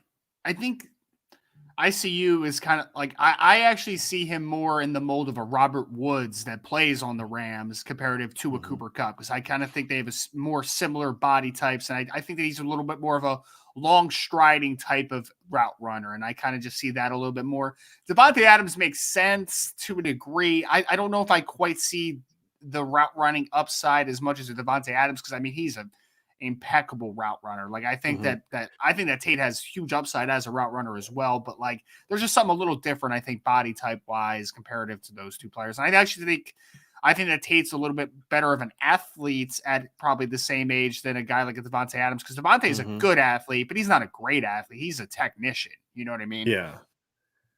What's Devontae Adams' size? That's what I don't know. What's I his think he's size right like now? I think his official Like was like 6'1", 6'1". 215. Yeah, somewhere in that Yeah. ballpark. Yeah. So Yeah. obviously, I think Carnell's a little longer. I think Carnell has big time route running potential. I do, but I think he's more of a vertical route runner, where Yes. Devontae's more of is kind of him and Cooper Cup are kind of in a similar, to me, sort of what I've seen of them. Again, I don't watch a ton of NFL, but Mhm. I'm trying to. I'd have to think of a good comp, but I think more of a vertical oriented guy than Sure. a precision route runner. And then down here he says ICURN says I could see Rodney Gallagher being an Antonio Brown type player minus the head case, 4.5 speed with great feet and quickness. The great feet and quickness part I agree with. Yeah, Yeah. I absolutely Yeah. agree with that. The rest of it, I like I I don't like know that if one a I've little seen enough. better. Yeah. I don't. Yeah, I haven't watched a ton of him as far as studying Antonio Brown's game, to be honest with you. So yeah. what are your I thoughts on mean, that comp, and what would be your comp?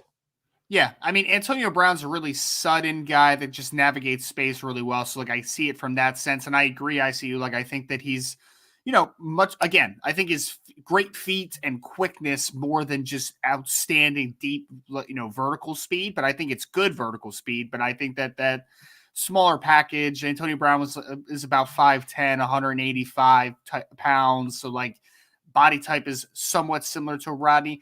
He's a tough one for me, man. Like, I think stylistically speaking, there's like some merit to like comparing his role to a Debo Samuel, but like Debo is a much bigger physical type of dude, right? So like they're not going to win in the same exact ways, but I think that stylistically, that's what I see with Rodney because I think that you can do a lot of things.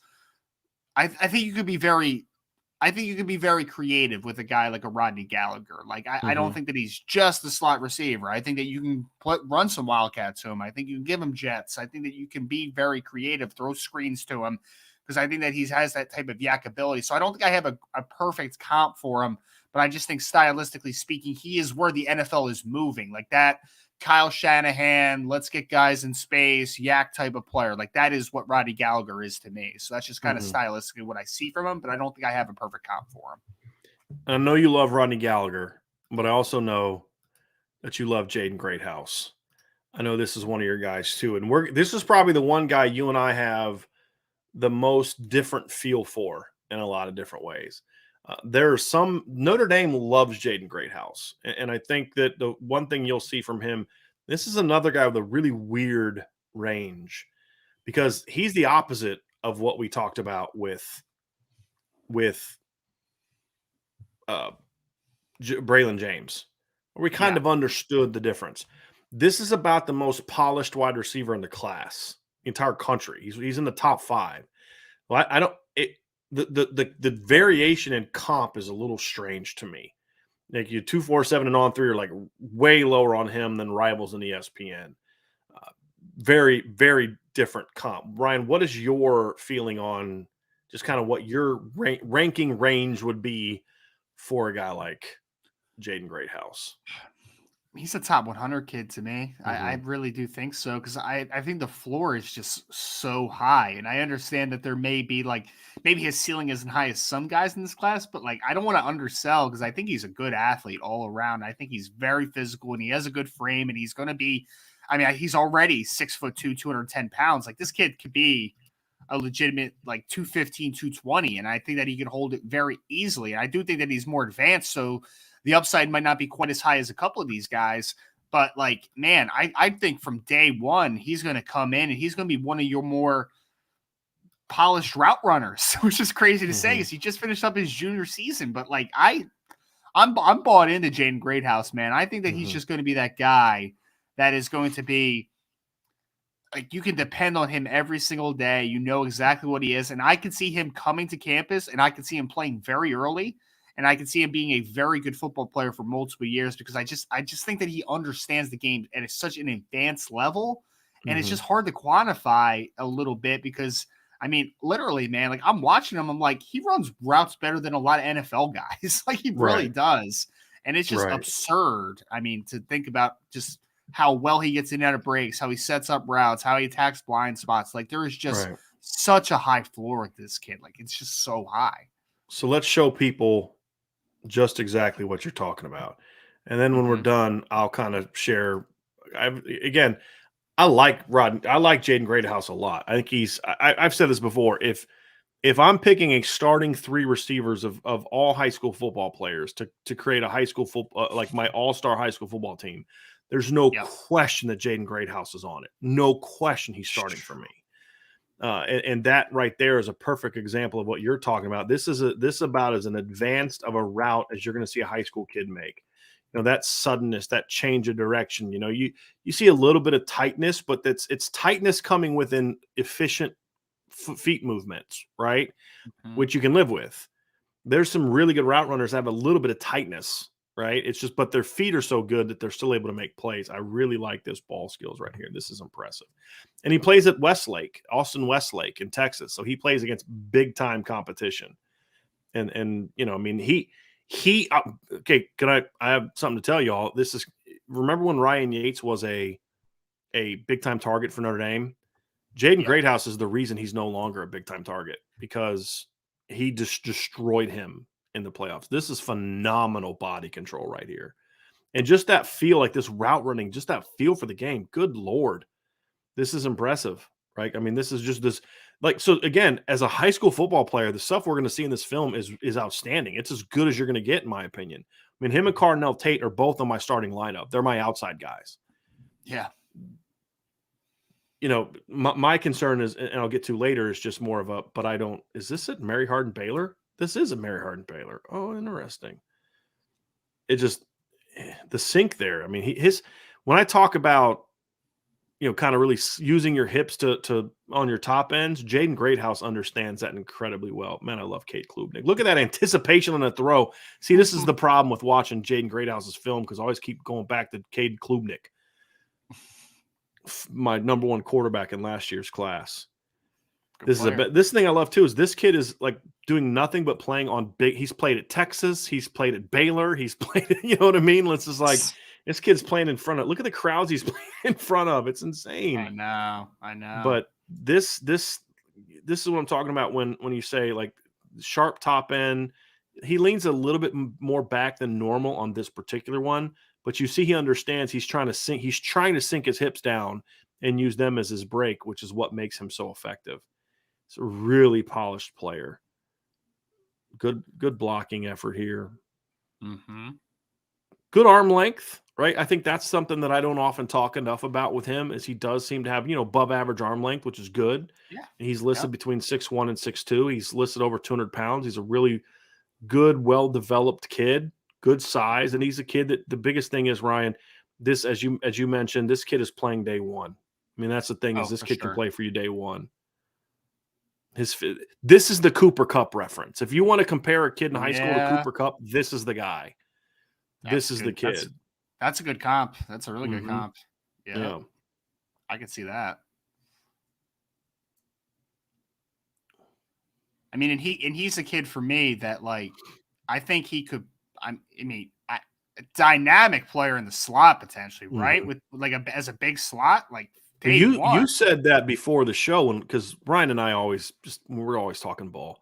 But that was the thing you said before the show, is like, if we're talking about, like, you know, what if he had to only play one position, what that ultimately might be, it might be in the slot in a pro style offense. In a spread offense or an air raid, you're not putting him in the slot. But like in Notre Dame's offense, which is more of a pro style offense, that might be ultimately his best position, you know, in some areas. But you know, this is good speed. You know, not great speed, but good speed.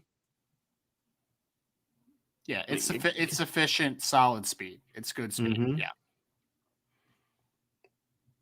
Good feel, getting over the middle, settles down, gives his quarterback a target. He's got more elusiveness than, I mean, he's tight in the hips, in my opinion, but it doesn't stop him from having really quick feet. Because I think Cooper Kupp has a little bit of tightness in his hips. Oh, it doesn't stop him from being a great route runner. Mm-hmm. Kid's really physical after the catch. He's very physical after the catch, which I love. This is one of my favorite plays of him, because he knows he's going to get drilled. I mean, he sees this guy coming. He knows he's going to get hit, and but I got to make the catch. I got to make the catch. He doesn't go down until he gets about 8 more yards. So, you know, tough kid. This thing I like, right? He's a tough kid. He's a competitive kid. Like, when the ball's in the air, it's like, I'm sorry, you don't have a right to this football. It's mine and only mine. And a lot of film of him, a lot of film of him blocking too, which is always nice to see. Right. Great body control. I mean, it's the same thing over and over again. It's a really polished, impressive kid.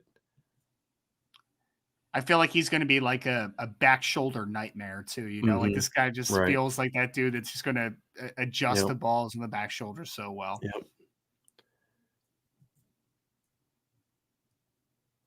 All right, here's a vertical route. See how, I mean, every kid kind of has a dip at the snap, but his is a little bit less pronounced. Yep. I'd still like to see him get a little bit more weight distribution on the front side, but you see good deep speed. And this is the clip I like to show to people that question Cade Klubnik's arm.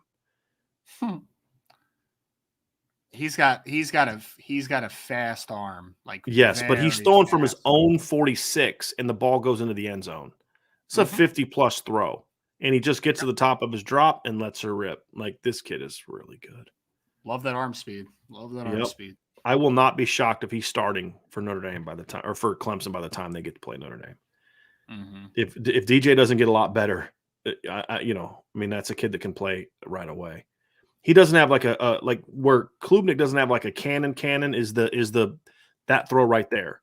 He's not that ball's not exploding out of his hand over the middle like it does like a Dante Moore, for example. That's the other thing about the quarterback, this year's quarterback class. Cade Klubnik was my clear number one quarterback last year. Clear number one quarterback. He's not in the top 3 in the 2023 class for me. That's true. Yeah. As great as he was, he's not in my top 3. That's great. This ball placement here is absurd. See, that's the other thing for me. So let's get into it, Ryan. Let's get into it. Okay. Yep. So the rest of this highlight film is just Jaden Greathouse doing that over and over and over. That's them playing at UTSA Stadium. And this kid plays in like nothing but big time stadiums. They play a great schedule. And he's a heck of a football player. My question, and this can sometimes be misused. My concern is how much better is he going to get? The counter to that concern is, but how much better does he need to get? Right. And that's the counter to it is like, if he's only just a slightly better version of this by the time he's a senior in college, he's still a pretty good football player. You know what I mean? And that's what makes it difficult, because the floor is so high that there's not a lot of room between the floor and the ceiling. But if you think his floor is of a top 50 player, then if his ceiling is the same as his floor, he's still a top 50 player. That's what makes a guy with a floor that high a little bit maybe difficult for me to kind of say, where really should that ranking be? You know what I mean, Ryan? Like, that's what I think makes it a little bit challenging. Because, I don't think he's going to get a lot better. But it's kind of like, but he doesn't have to. Like, if you think he's a top 150 player now, then you shouldn't take him. Because he's not going to be much better than a 150 player. But if you think he's a top 75 player now, and if he doesn't get a lick better, that's still a top 75 player. Right? Sure. And there is some room for his body he's going to get stronger. Right? I think there's some things you can do to improve his speed of touch. He could have a growth spurt too. He could get an inch or two taller, and you'd be like, oh, okay, now his frame can fill out a little bit different. I mean, he's, for me, Brian, is like, if he is the 6'1", 6'2", and he's always going to be the 6'1", 6'2", and he's already 210 pounds, he might honestly be a kid that maybe you drop 5 pounds to increase flexibility, and he's even a greater route runner. Like, there might be some development from let's take off a little bit of bad weight, let's put some good weight back on type of situation. But I agree with you. There is a fascinating conversation between upside and floor. I think that there is a fascinating conversation. Right. I think that I'm a little more on the board that he's still only a junior in high school. So like, maybe we're underselling what the upside is. Like, just because he's that advanced doesn't mean that he physically is done. I understand why people think, I understand why you think that he is, because he's well put together already. Like, he looks like that guy already. Right. But like, I mean, what if he grows another inch or two? Then that changes the body composition completely. So like, I'm just kind of a waiting and see type of guy on him, because I do think that there is potential, maybe that he is not maxed out physically. And if he's not maxed out physically and he's already this advanced, I mean, man, I mean, we're working with something there, Right. I mean, is he a dynamic deep speed guy? No, he's not. But I think that he's the best route runner I have seen in the class so far to this point, the best understanding of how to play the wide receiver position of any recruit that I've seen in 2020. And I don't know if it's close. I don't know if it's close. Like, Carnell Tate's probably the closest I've seen so far. And it's not really super, super close, in my opinion. And this kid, like, they both have a great feel for the game, but this kid's understanding of how to use routes to get open is I mean, I'd have to think through guys, but I mean, it's as good as I've ever seen. I mean, he is incredibly advanced as a route runner. And somebody just asked, John A1 said, is Greathouse a better version of CJ Williams? I think that's a great comparison in that their style of play. But see, the difference is I felt CJ still had a lot of body growth to make. That's the difference for me. Like, CJ is going to get stronger. He's going to fill out more. There's some route running things that I think can be improved upon. But as far as the type of player, that's a very similar comp from John A1, like a really good comp there. Jaden is a lot more advanced. But that's the conversation, and that's where you got to get Jaden on campus. And Matt Balis is going to be the guy that ultimately determines for Notre Dame just where this kid can be. But long term, yeah. To me, though, everything I just said and the concerns that I have is also why I think Jaden is a guy you really want to get in this class, because him and Carnell Tate are the two guys that can play in 2023. There's no question that those guys, and you're going to need at least one or two guys from this class is going to have to play as freshmen as part of your depth chart. And he can. Jaden Greathouse is a kid that could be that, just show up at day one and be a great player. You know what I mean? Yeah. And then he's just kind of that guy for the next 4 years. But that does, like, if you're a 70 catch, 1,000-yard guy as a freshman and you don't get a lick better, you're still a 70 catch, 1,000-yard guy. You know what I mean? So that's what you got to decide is that floor that, or is the floor a 50 catch, 650-yard guy? And then the ceiling is what it is. So that's the discussion that we have. And let's be honest, like, we're all excited, and like, let's imagine for a second, you get Carnell Tate, you get Rodney Gallagher, you get James, and you get Greathouse, which would be a ridiculous class. And it's not going to happen because most likely because that is just ridiculous. But in that class, Brian, like, I mean, not every player is going to hit, right? Like, they're not all going to hit, because you're talking about as a freshman. I mean, what if they have that situation and Braylon James doesn't develop the way that you wanted him to, or Rodney Gallagher doesn't end up developing the way you wanted to, or someone gets hurt?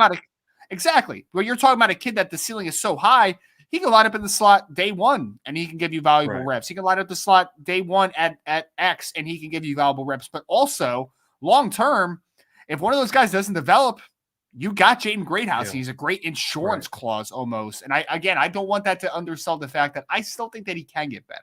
And I think that some people are going to, because I think that, like, Cooper Kupp is the guy that you're comparing him to, right? For a second there. And I really like the comparison. Where Cooper Kupp is in the NFL.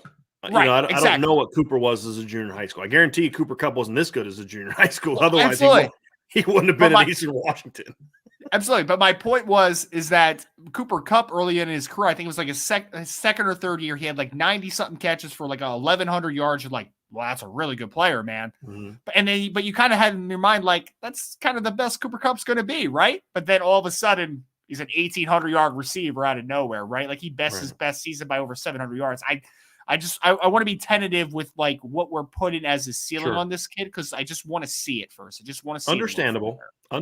Yeah. And I think that's fair. I think, and that's kind of part of what makes at times being that's the challenge, right? Is, some teams may pass on Jaden Greathouse because, like, the people that have him ranked low, I guarantee you that they have him ranked low because of exactly the argument that I made, because they don't think he's going to get any better. The mistake, however, is I think that you're missing the boat on the floor, and that, like, this kid's is finished product. Okay, that's fine. That's my whole point, is if this kid doesn't get hardly any better, that's still a really good football player. That's still a top 100 to at worst 120 football player, in my opinion. And I think that's where I think some people maybe miss that boat a little bit, in my opinion, Ryan. So end of the day, right now, you have him ranked where again? What was it that you said? I would say he's a top 75 kid for me. I think he's top 75. Okay. I got him kind of 75 to 100 to 120. Like, that's that's kind of the difficulty that I have with him. Is just, okay, the floor is but he's no worse than 120, and that's still a pretty good football player. But I give him, as far as where he would be on my Notre Dame board, he's still high up there. You try your best to get that kid, because, like I said, they need someone that can play right away. All right, we got a couple more guys. I don't know if we're going to be able to get to necessarily both of these guys real quick, but I do want to get to at least one more guy. I think maybe we can talk about the other. We're kind of getting close on time. Let's just see how we go with this next guy, and that is Tyler Williams. Yeah. Ryan, this is a young man that I think is a really interesting player, because talk about a range On 3 has him at number 57. Rivals has him barely in the top 200. 247 Sports has him as a 4-star, but he's not ranked in their top 247. And ESPN hasn't even taken the time to rank him yet, to grade him That's yet. crazy. Yeah. Which is like, what are you doing? You know what I mean? Like, what would you say you do here at this point in time? Seems to be a little bit of a trend with ESPN, not throwing shade anywhere. But yeah. Well, I mean, it's not good. It's not good. So Tyler Williams, ranking wise, I kind of get this is one, however, that I kind of get. He's a lot like Braylon James in that he is the guy that the gap between the ceiling and the floor right now is pretty big for me. Very similar players in a lot of ways. And let's just kind of dive into the film, Ryan. This is a kid that right now, from a recruiting standpoint, Notre Dame, we didn't say this too with Jaden Greathouse, but Jaden Greathouse already has 2 visits set up to Notre Dame, as Ryan reported. Was it a week ago, 2 weeks ago? He's going to be up for the blue gold game, correct? And then also he's already set up a visit to come back and work out on camp. Now, that's one of the things I love about him. He is not coming back to campus this summer to prove anything to Notre Dame. The Notre Dame staff loves him. Like let me say that.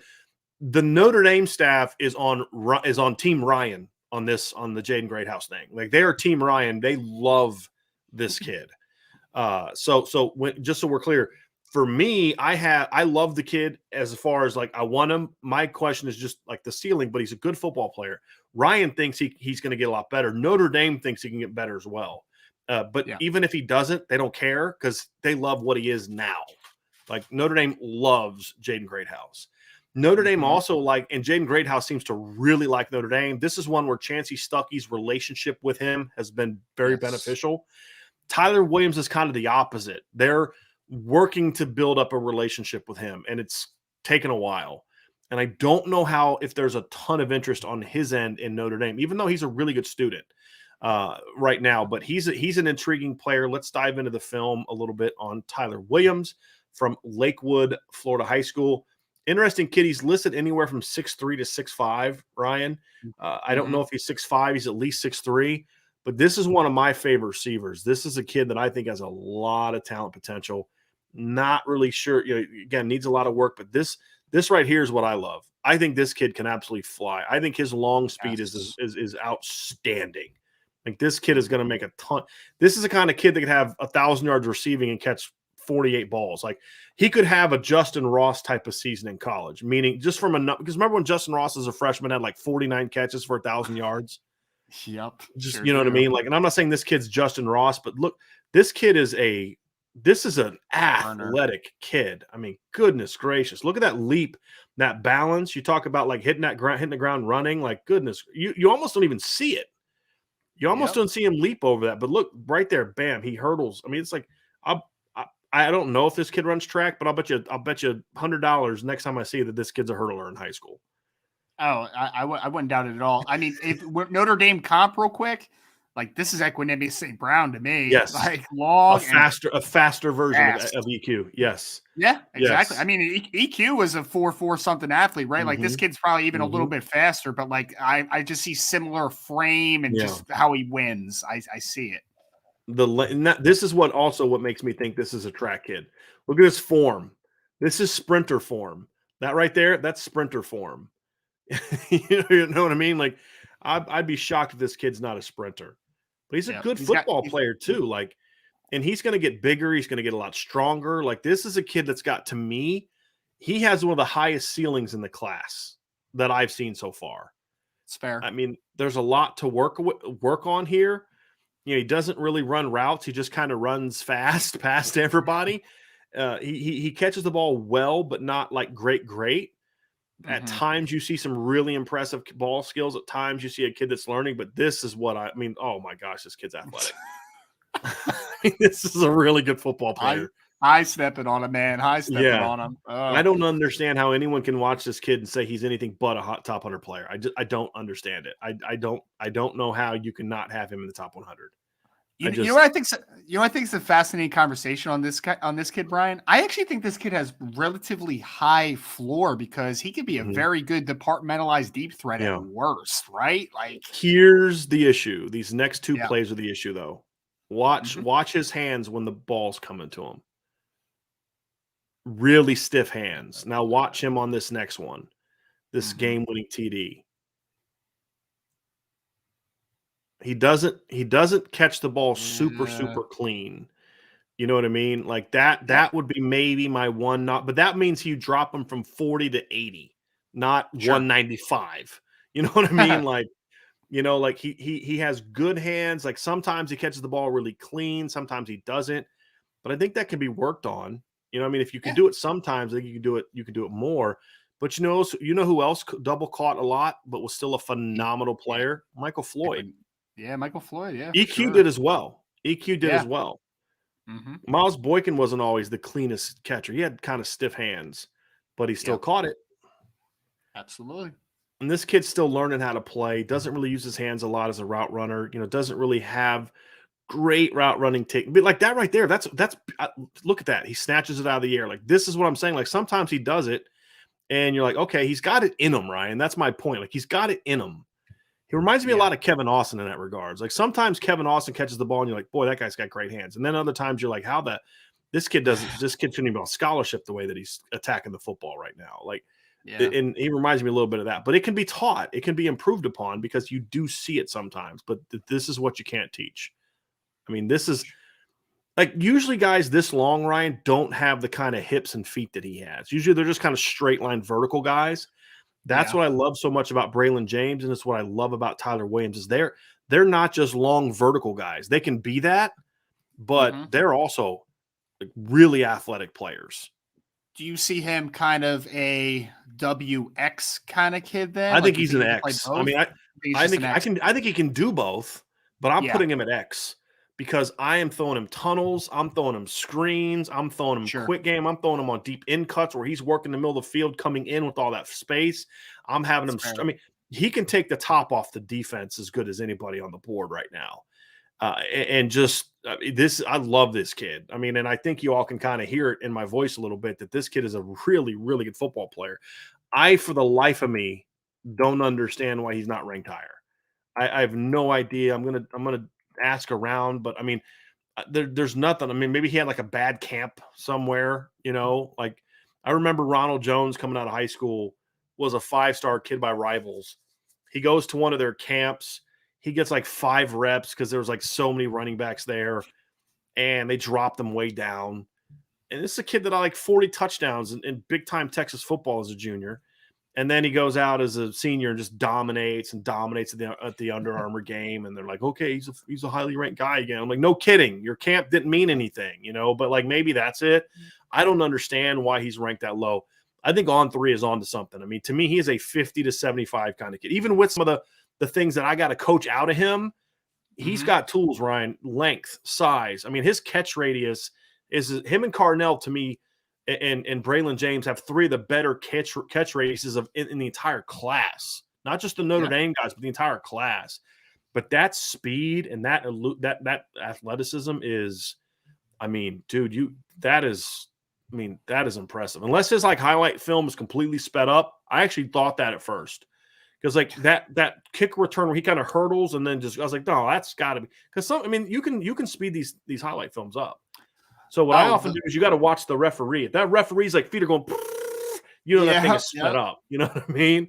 That happens all the time, man. I remember when Lake C. Strunk was coming out, right? And he ended up at Baylor. He had the sickest high school highlight tape, but then I realized quickly, I was a younger guy at that point. I was like, oh, they fast forwarded a lot of these highlights. That's the fastest referee I've ever seen in my life. That referee needs a scholarship. You know what I mean? Like, you got to look for those kind of things. You look for when people raise their arms up. Do they go up like really fast? Those kind of things. I didn't see any of those in Tyler Williams' film. I mean, he just looks like he's really fast. I wonder if I don't know how much like 7-on-7 he's done. I believe he's a track guy. I believe he also is a basketball player. I believe he's also a pretty good basketball player. So I think maybe that's it, where maybe he just hasn't had the exposure that maybe some people want, I guess, to evaluate that. But when I watch this kid run, Ryan, I see a kid that has really special ability as a track kid. So Yeah. I'm gonna try to find some things here to see if we can find out maybe why he is not ranked like he should be. But I just don't see a lot of kids that have that all around skill set that he possesses. I mean, he's a greyhound, man. He's just long, lean, and can run for days. Like he is Hmm. that dude, man. Like he really. I mean, again, I think that, and I agree. I think the hands are. I don't think they're bad. I They're do think that inconsistent. they're inconsistent. Yeah, yeah. Yeah. I think that's kind of why Equanimous popped in my head, because there was also times with Equanimous where you're like, oh, that dude plucks it easy, and then there were other Yeah. plays where you're like, oh, that's a bad concentration drop. Like that's Yeah. not Like quite makes right that there. great catch in 2016 against USC in the end zone late in the game, and then just drops like two balls he should have caught against Georgia in 2017. Exactly. Just like, come on, man. Exactly. But this kid kind of fights the ball at times, but then other times he just snatches it out of the air. And he's an impressive athlete. Mm-hmm. Final guy, as we get to wrap this up. Well, let me say this: recruiting wise, with Tyler Williams, Notre Dame is recruiting him. They like him. He has expressed interest in them, but there just hasn't been a lot of movement as far as getting him up on campus. And so I think they're not thinking that he's as into them as he says he is, but they're still trying to recruit him, which is why we have him on the board. Because if they can convince him to, he's the kind of kid. We were asked a question earlier today. Who are the kids that can kind of out of nowhere, maybe you might have a better shot with if you get a Dante Williams? This is the kind of kid that I think maybe you could, if you're able to get Dante Moore, this is the kind of kid that maybe all of a sudden, like, hey man, like this is why we want you to visit, Dante Moore, look what Tyler Buckner's doing. I'm hoping that he's one of those kids that just drags his recruitment on, because I think that's the thing where if Notre Dame is the team on offense, I think they're going to be this year, along with getting Dante Moore. I think this is the kind of kid you could really get some movement and traction with. I've heard he's a good student. I don't know that for a fact. I've heard from some people that he's a good student, but he's a really good player.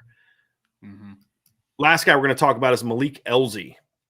As you can see, different ranking profile than the other guys. Rivals has him ranked number 199. 247 Sports, I believe, has him as a 4-star, but an unranked guy. ESPN and On3 both have him as a 3-star recruit. Thoughts on just really from that rankings profile for Malik Elzie? What are your thoughts on that, Ryan? Yeah, we've seen a couple players where it's been kind of a wide range. Malik's an interesting player because I think that you see a lot of the flashes, and we'll kind of get into some of the raw tools he has. But I would think, for me, top 250 type of kid, right? Like I think that he should definitely be ranked. But I understand why there's a little bit of a range, to be honest. Because I do think, like a couple of these other guys, I think there's a little bit of a projection with Malik Elzie, but I do think that there is upside to be had there. Yeah, I think 250 is just where I have him as well, and we'll show. And there's something else about him I want to get your opinion on from the film. I actually think he's a kid that maybe if you got him as part of a 5-man class, maybe he's a kid that could flip over and play some defense down the road, and we'll show that on the film. But let's dive into the film of Malik Elzie, because I do want to get this thing wrapped up, because I know people want to get to some people want to get to the basketball game. I'm ashamed of you all that you want to stop watching film of stud receivers to watch basketball. Here's the one thing that stands out: he's a big boy, and he's not like 6'5", 215. He's like 6'3". 190, 195. He's listed that, but he's strong. He plays big. But you also see from this clip, he doesn't really have great suddenness, but he knows how to play, and he's got really good ball skills, and he's big. He's a really good sized kid, really good catch radius. He's got good arm length. I don't think his arm length quite matches his height.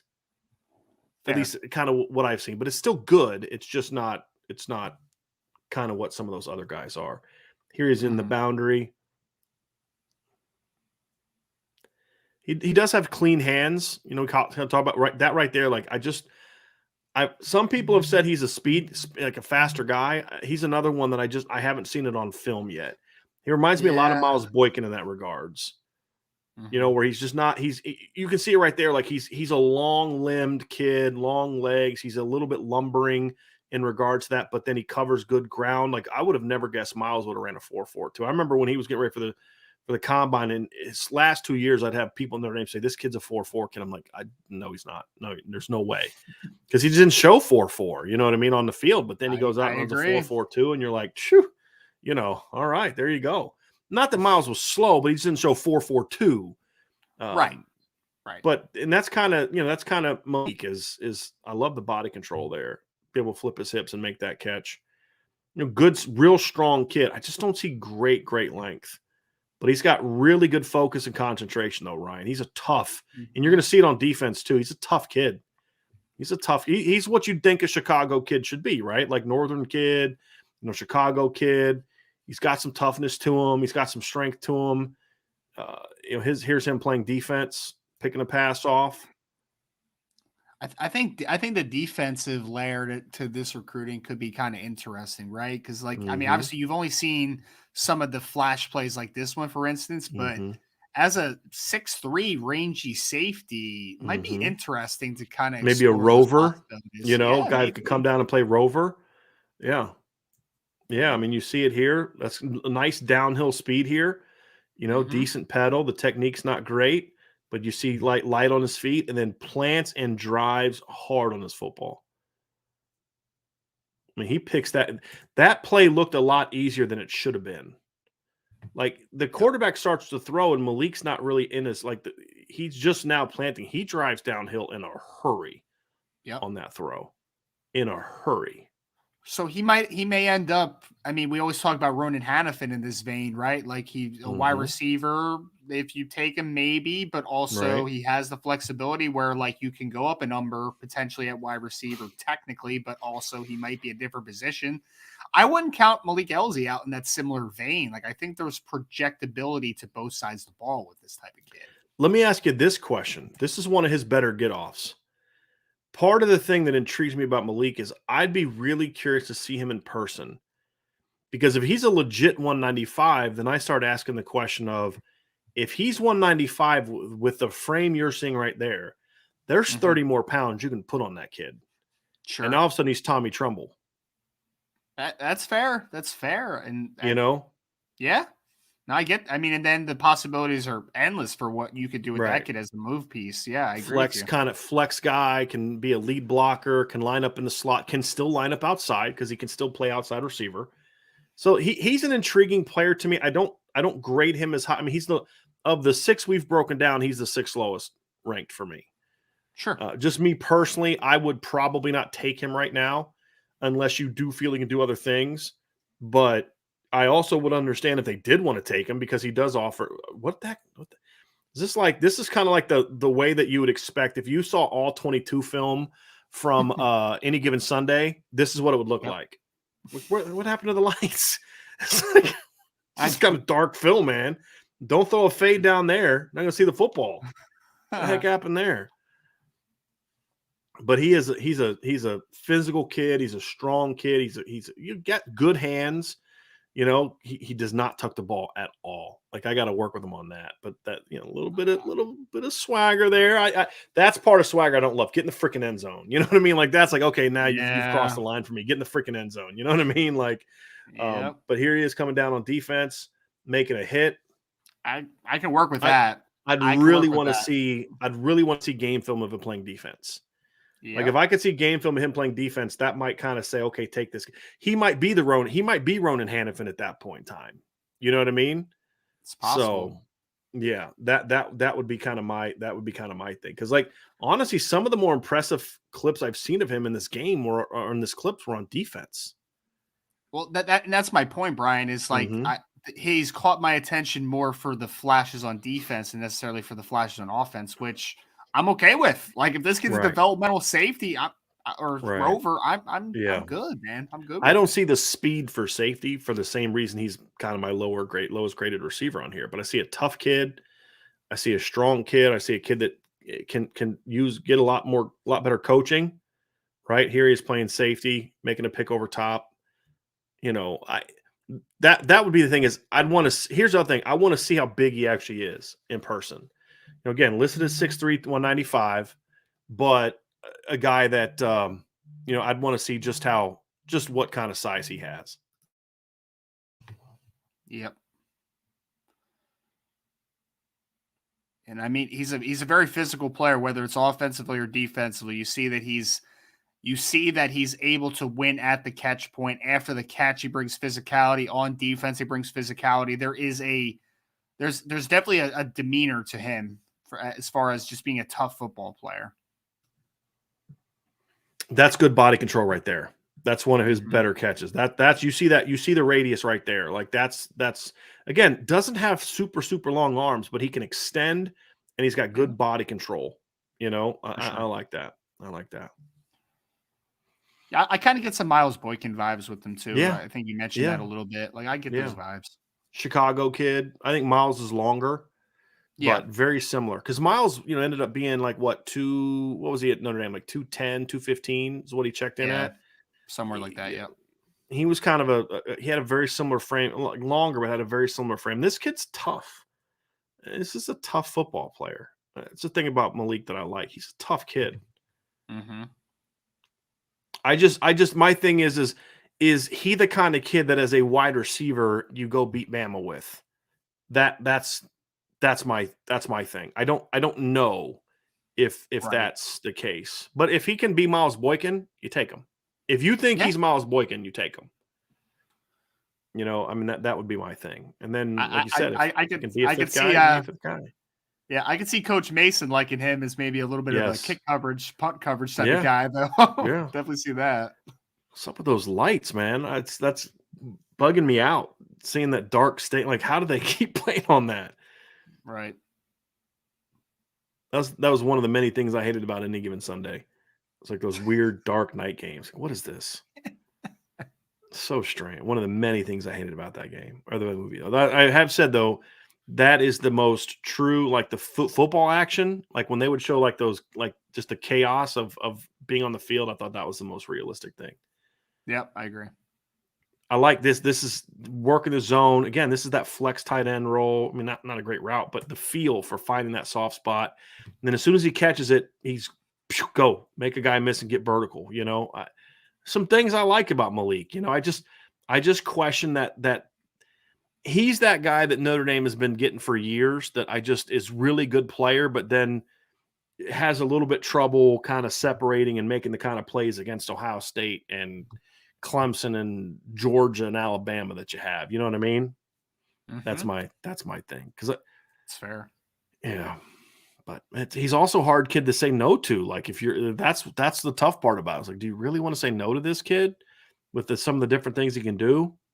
Mm-hmm. That's the question. And he's also going to be on campus this weekend, right? There's another one finding that soft spot.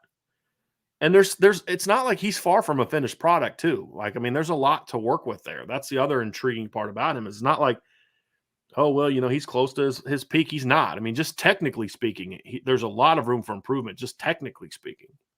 Mm-hmm. Yep. On top of obviously filling out his frame and doing all those things. Yep. Mm-hmm. Because there's definitely room for him to fill that frame out. I mean, he's not like Jaden Greathouse in that regards. And that's what I say. If he's a legit 195, then that adds some really unique intrigue to him in this regards. I like this play. This is him on defense. Where is he at the snap? He's the I don't see him. Is it backside safety, maybe? I mean, if he is, then he picks up this crosser pretty well and is able to recover and make the play. The heck is going on there? Is he returning a punt? I guess. No, it's like looked like they were lining up the punt or something and then faked it. Yeah, they're lining up the punt and then faked it, and he was going to be the punt returner. Comes down and I mean that's a nice form. I mean that's face in the chest. I mean, sink your hips, drive through contact, and he forces the fumble. That's my thing. Is like if you're going to rank his top 10 plays, I'd say 6 of them are on defense. Well, you're talking about Rover, right? I mean? Rover right there. Yep. Yes, and it also backs up your point of like Brian Mason's probably going to be the guy standing on the table, like pounding the table for this guy. Yeah. I don't know, is he offense or defense? And Brian Mason like special teams. That's where he's going to be. Special team. We got 85 scholarships. You can give me one. I mean, isn't this a kid, though, you could see for like a couple years early on in his career where he's just like a dynamic special teams coverage guy? And like you could just see it. Yes. Did I turn the sound on? I did turn the sound on. Yeah. Like when I get fired up about this kid, it's him playing defense. I'm serious. Mhm. Look at that change of direction on this, Ryan. This is why I Yep. asked you at the beginning of the thing is could this kid play defense? Now, it's not the greatest form tackle, but I do like the change of direction. This next tackle is a lot better. I like that change of direction. Like you put that at Rover, Mhm. like all of a sudden you're like, look at Yep. that. And that kid stops. I mean, And like you said, if he's 195, man, he could easily be 220, like very right. easily. Right, rangy, I mean, look, technically has a lot to improve on defense too, but I'm telling you, man, there's some stuff about this kid I really like. Mm-hmm. Got a little Let's watch a swagger couple to him on more. defense too. Yeah, A little here he's playing swagger. linebacker. Good read and react. Look at that. Look his ability to kind of work in space there. Good. I mean, he reads the run perfectly. He doesn't get faked at all by the bubble stuff they're doing. Makes that guy miss, and just a nice tackle. It's a nice form tackle.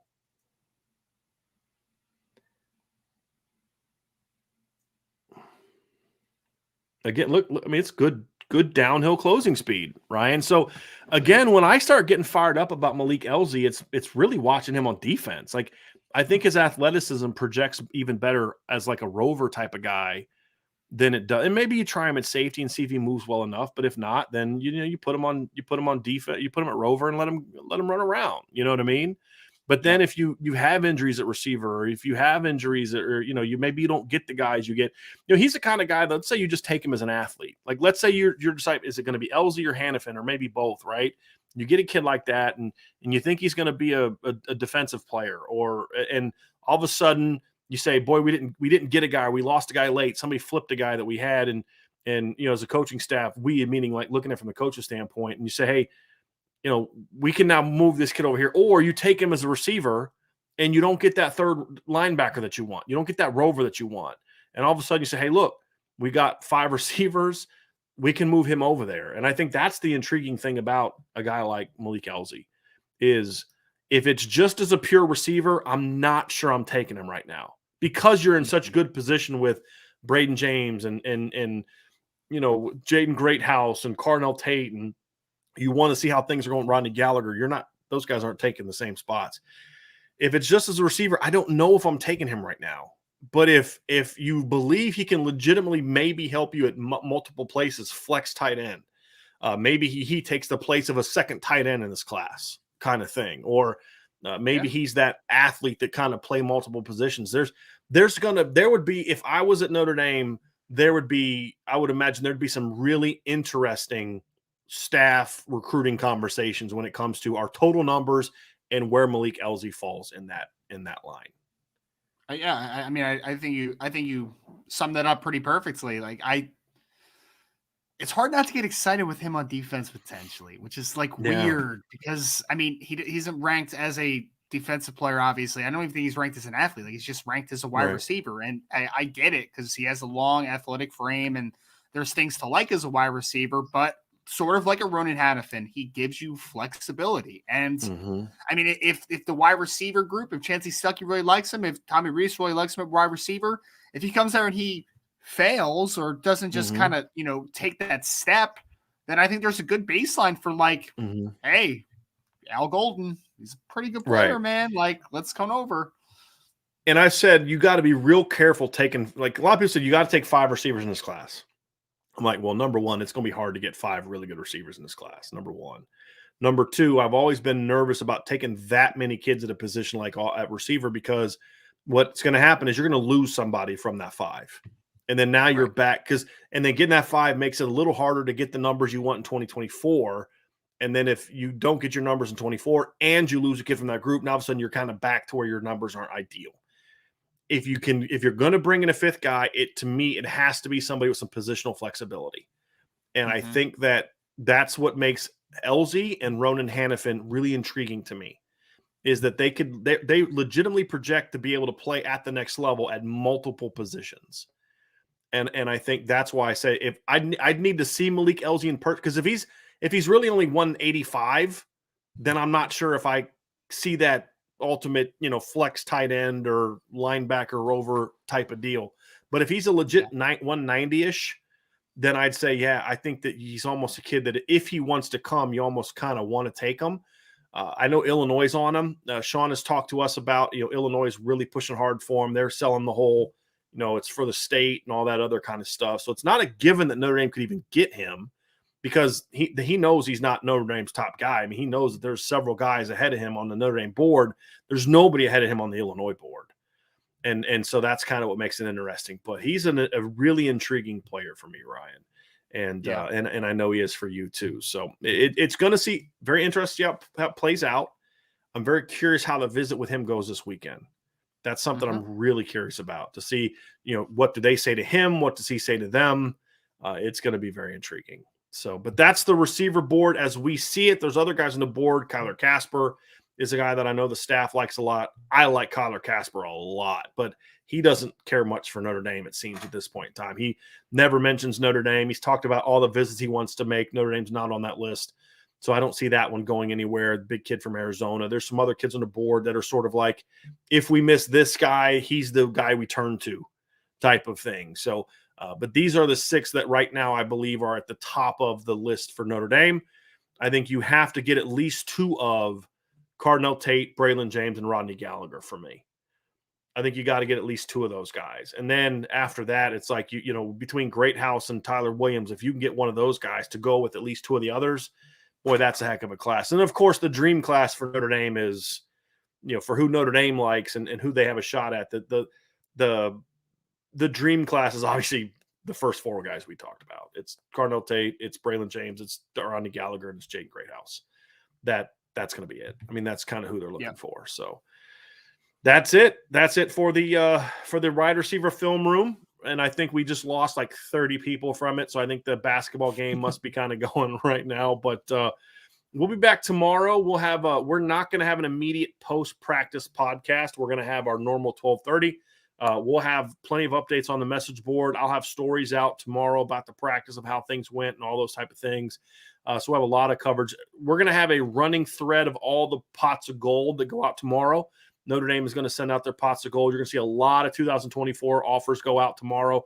So you want to stay locked into Ryan's Twitter account, which you can see right there. He makes it easy for you. Mine's at Coach D178. But we're going to put all of those in a thread on the Irish Breakdown message board. So you've got a premium update on, you talked to Jason Moore's mom. You got a premium update there. We've got updates on the Missouri kids that are coming in. We've got obviously a ton of Carnell Tate updates that are offense and defense intel features. We've had so much intel, like just premium intel that we've been putting out this last couple weeks that it's just one of those reasons why you just have to be a member of the board. And you can get there down there at boards.irishbreakdown.com. Also, just merch store. You got the Built Bars. There's so much going on at Irish Breakdown. But the one thing is just be a part of the boards. My man Keegan McLaughlin hits it. Mace AK always reminds y'all people, join the message board. It's a lot of fun, a lot of intel, and trying to get more and more people involved. I know a lot of people have asked this too. Obviously, I'm on Twitter. Irish Breakdown also has accounts that we publish stories on Getter and Gab and Parler. So we're just trying to, there's a lot of people are on different formats. We post on Facebook. We have our Facebook group. We also post on the Notre Dame Football News Facebook page, which is the biggest Facebook page out there. Matt Pendergrass runs that, does a really great job. He allows us to post our stuff on there too, which is it's really cool. So you can find our stuff all over the place, folks. We can also sign up for the newsletter down there as well. Definitely want to check that out and just get all of our content. So we have a ton going on. So make sure you are hitting it all up, right? And of course, join the boards at boards.irishbreakdown.com. For Ryan Roberts, the film guy, okay, our recruiting director, I'm Brian Driscoll. You are what makes this thing really go. So thank you all so much for joining us and on the Irish Breakdown podcast.